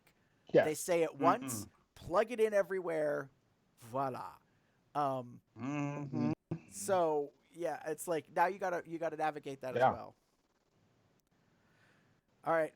Mr. Damon, give it to us. What's your... What's my eye rolls? Yes. Now Now, don't sprain yourself. I mean, I know you got medical coverage right now, but like, don't get crazy. My eye rolls are pretty fucking simple. Rue's not in face. We don't get a Rue. We got RuPaul Charles in a face mask and a bolero and well, maybe not a bolero. That's this in a hat and some looking all black and this black and like maybe crystal encrusted like face mask thing. Yeah, I didn't like that.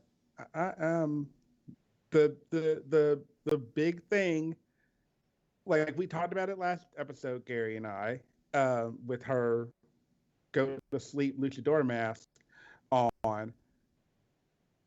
I understood that one because in the past RuPaul has been RuPaul Charles in the reunion like that.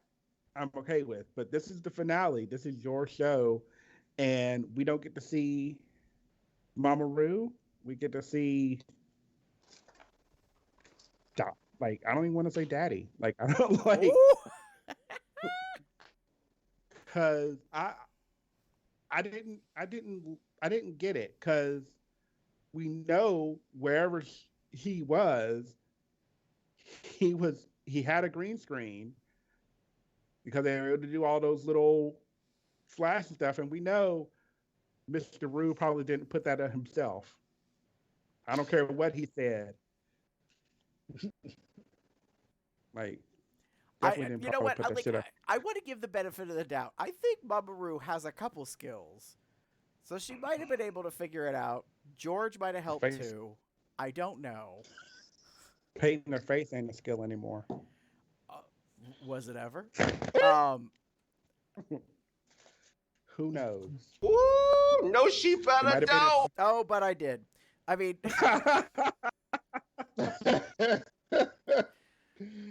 oh, that is a whole other conversation about Rue and her makeup. I can't disagree with you, Damon, that it was disappointing to not see Rue done up.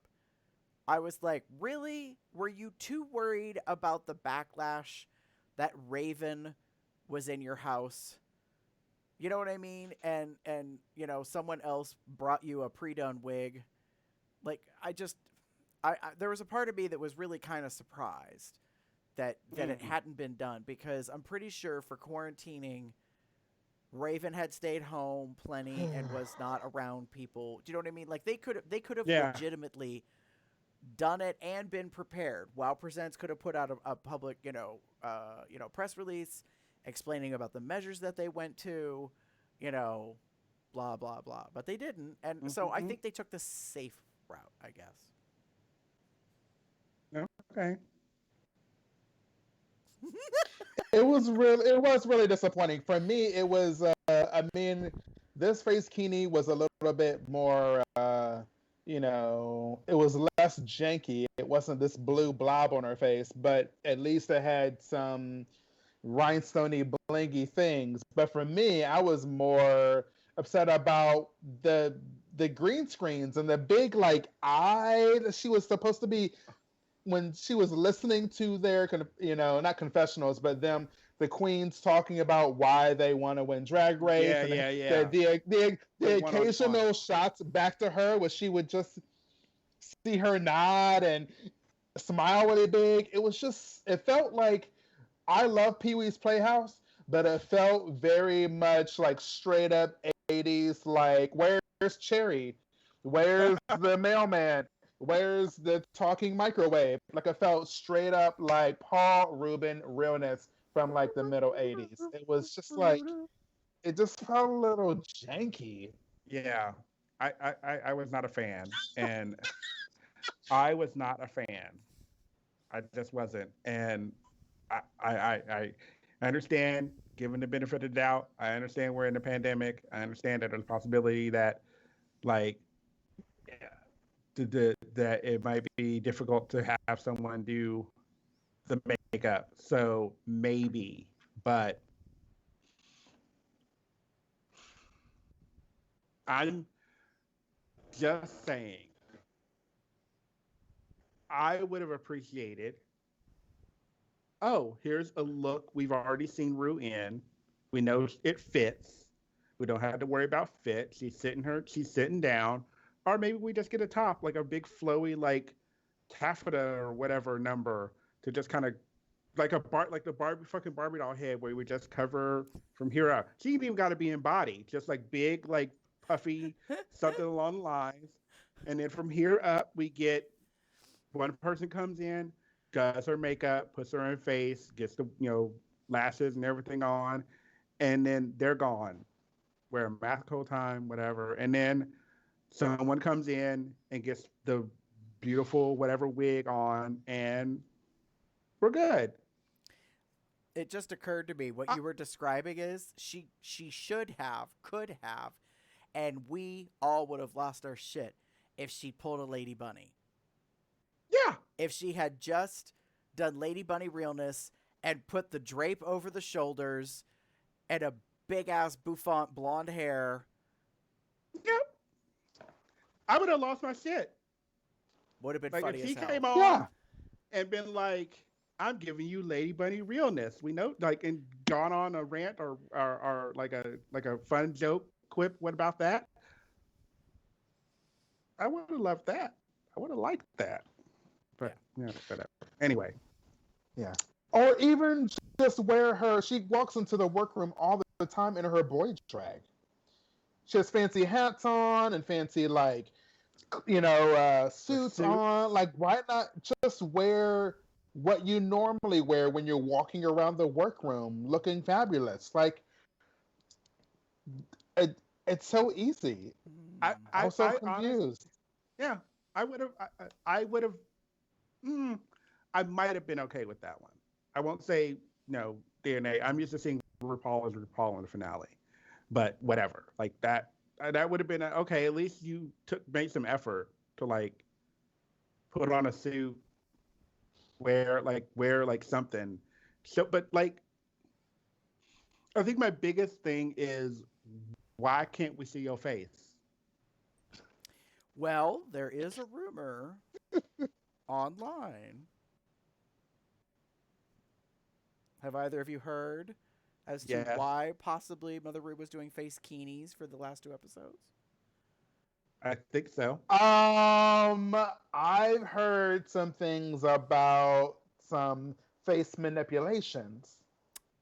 So but I don't know. I have heard that quite possibly Mama Rue has finally, after many years of discussion and observation and doing a television show about it, has finally gotten cut for a lifty lift.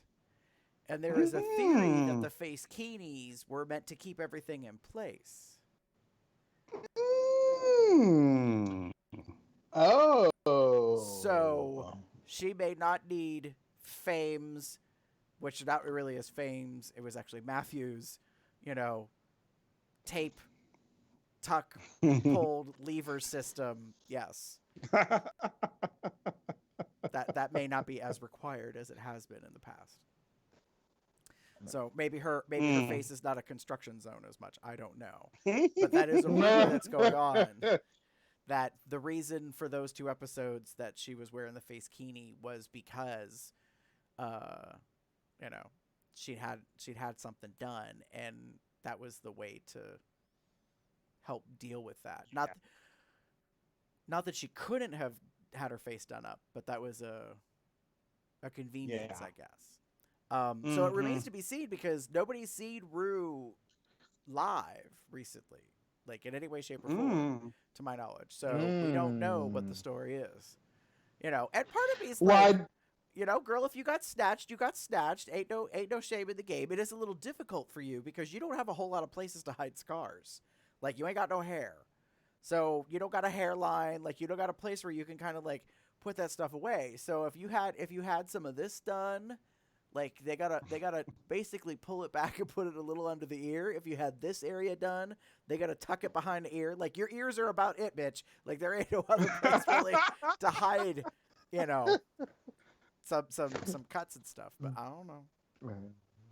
Who knows? I mean, it could. Yeah, who knows? I mean, it could just simply be that RuPaul just recognizes that if she doesn't have to dress in drag or makeup, she's not going to do it.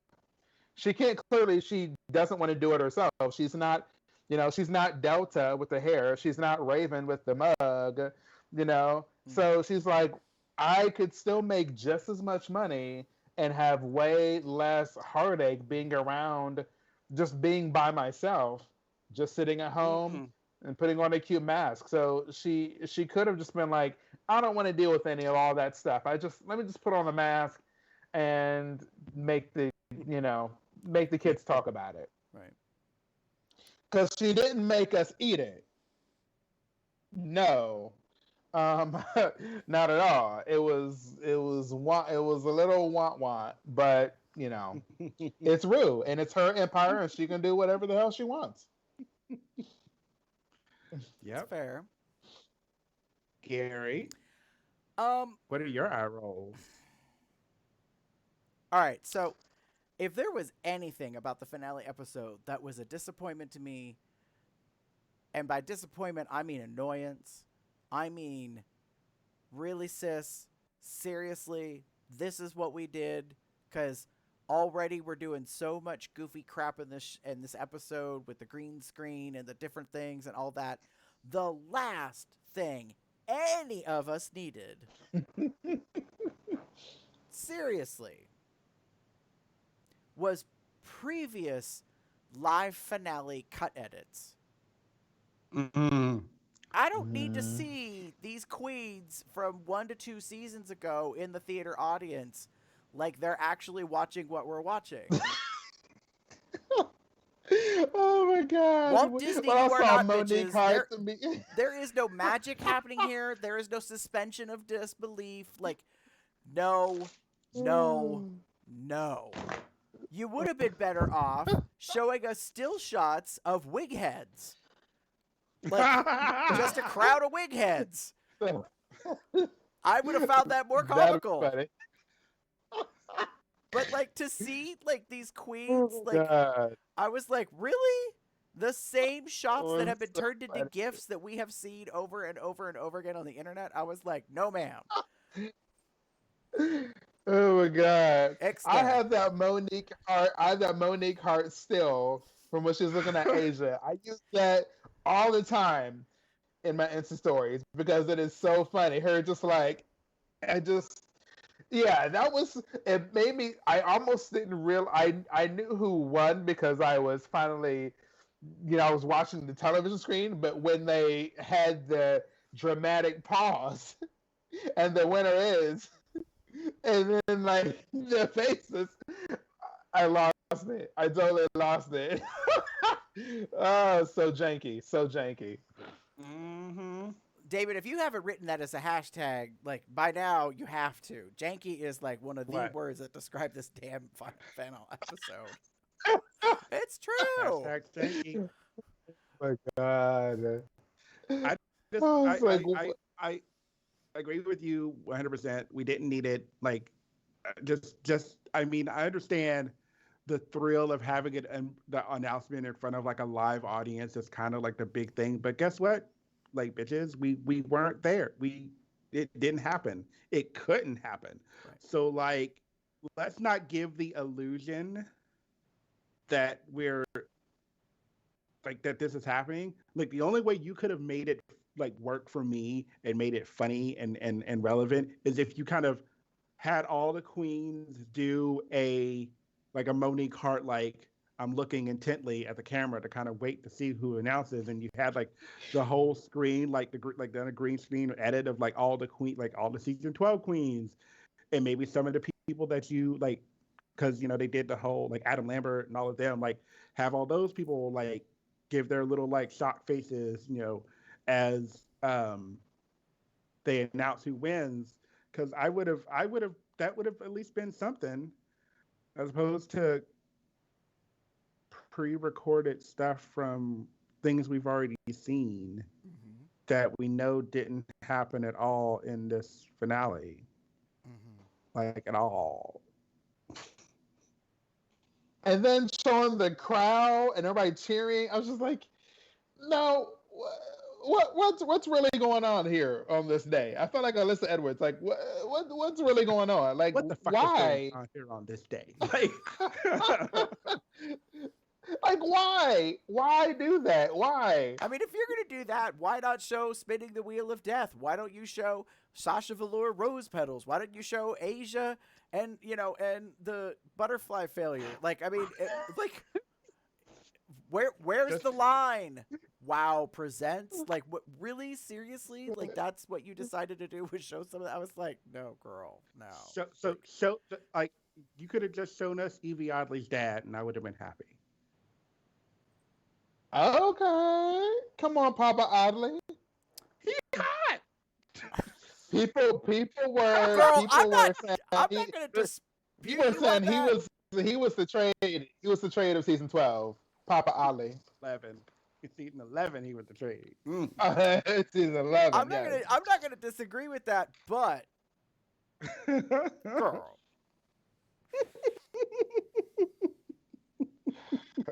It was weird. It was weird to have the weird cutouts of, Vanjie and like Monique Hart, and then like the random crowd clapping, and it was just, and then the like weird like janky's the word. That's my word. It's like Evie Oddly having like CGIing the like crown onto like her head. That part I thought was funny. Like, I appreciated the goofy like CGI like crappy clip art thing. Like, that made me laugh, because I was like, well, that's kind of appropriate, I guess, given a pandemic. Like, what else are you gonna do? Yeah, she can't actually get the crowd. Oh, that would not have been possible. Ooh, that would have been hard to have done. What? To have the actual crowning, like to record the queens, all three queens, with the crown and scepter. Unless you like, I'm gonna be honest, like, they ain't got the coin to spend like to make 3 of those fuckers. Like, but like, they could have done a less janky version, to where they gave them not a cheaper crown and scepter, just something like a little bit cheaper, Right. To where cut to whoever gets announced, RuPaul, they go to RuPaul, and then you go back to the queen and whoever it was. That we know who it was, Jada, but like, say for example, it was Crystal.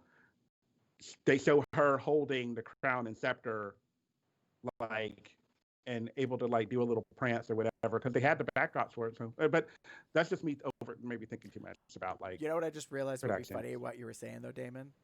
What if they Yeah. had sent the crown and the scepter to all 3 queens, and they did 2 reaction shots? So they did all of them winning, and then they also did all of them losing. And then in the edit, side by side, they show the 3. So they show Jada putting on the crown or getting the crown, and they show the other 2 going, wah wah. Like, Right. Pulling the Nancy Pelosi. Oh.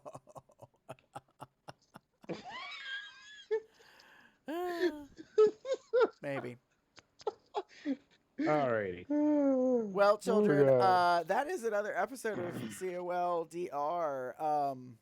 If you want to get in touch with us, there are plenty of ways to do it. Obviously, you can go to our website, cubsoutloud.com. Remember that part where I said, like, everything is the same? Here you go. If you want to give us an email, shoot us one. It's cubsoutloud@gmail.com. You can call us at 361-COL-TALK. That's 361-265-8255. Leave us a voicemail. We'd be happy to play it. Instagram, Facebook, Twitter, obviously YouTube if you're watching us. It's all one word, Cubs Out Loud. If you want to join the Entourage social chat, you go to tinyurl.com/telegram-COLDR to join the chat. We are about to roll into All-Stars 5. Yes, Q, I see you. Crazy queen. You could join us there to discuss that coming up. And then even in the off season, we're still like chatting up about what the different girls are doing.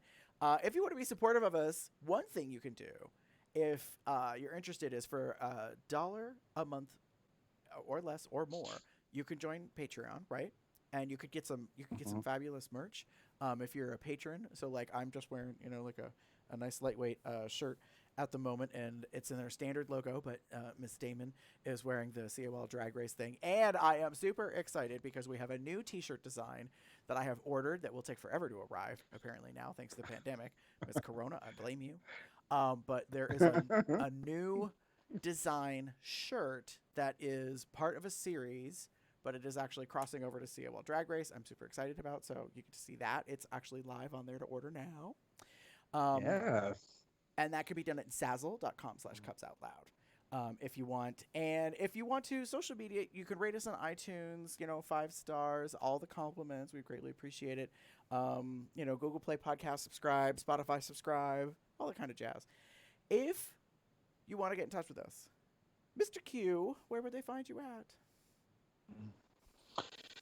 Well, people can find me on Twitter and Instagram under the handle Q's Massage Studio. Facebook, Q's Massage Studio. You can even YouTube me, Q's Massage Studio, as well. He's good with his hands. Show me with them hands. See me with them hands. And if I'm sure not he gets with other things mistaken, too. if I'm not mistaken, Q, have you been doing some podcasting besides just joining us as a guest? I have. So I actually am also the host of a podcast called Queer Sacramento, and it's a podcast about the lives of LGBTQ plus people, businesses, and events in and around the capital city of California, Sacramento. So you can find that under the handle Queer Sacramento under the Twitter and Instagram. You can also find me on Facebook as well. I thought it was only appropriate that we give you a shout out for that, because I was briefly pissed at you for a moment because you left the heartland to move to the West Coast.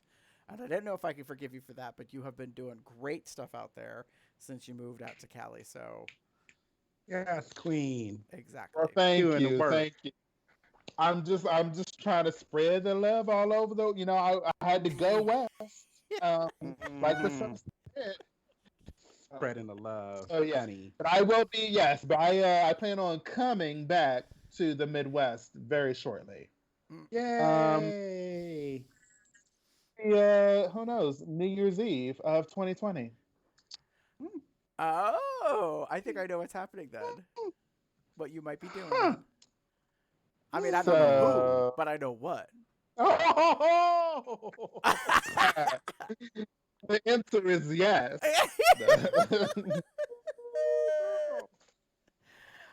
With that, we're going to wrap up the show, children. Oh, sorry. That's okay. We are so happy that you joined us for this Kiki and this lots of tea spilled finale of COLDR for season 12. In a mere, less than 24 hours, apparently. Season 5 of All Stars is going to be airing. May it be quick and blessed and beautiful, because I really want a break from Drag Race. A to the man. The finale, the outro music for this season has been American by RuPaul. Why? Because it is a political year, children. You must get out and vote. Speak your mind. All the shenanigery that has been happening. We haven't even talked about it in this episode, but Black Lives Matter. You have to make your voice heard. You have to do things to make change happen. It's just all that there is to it, point blank.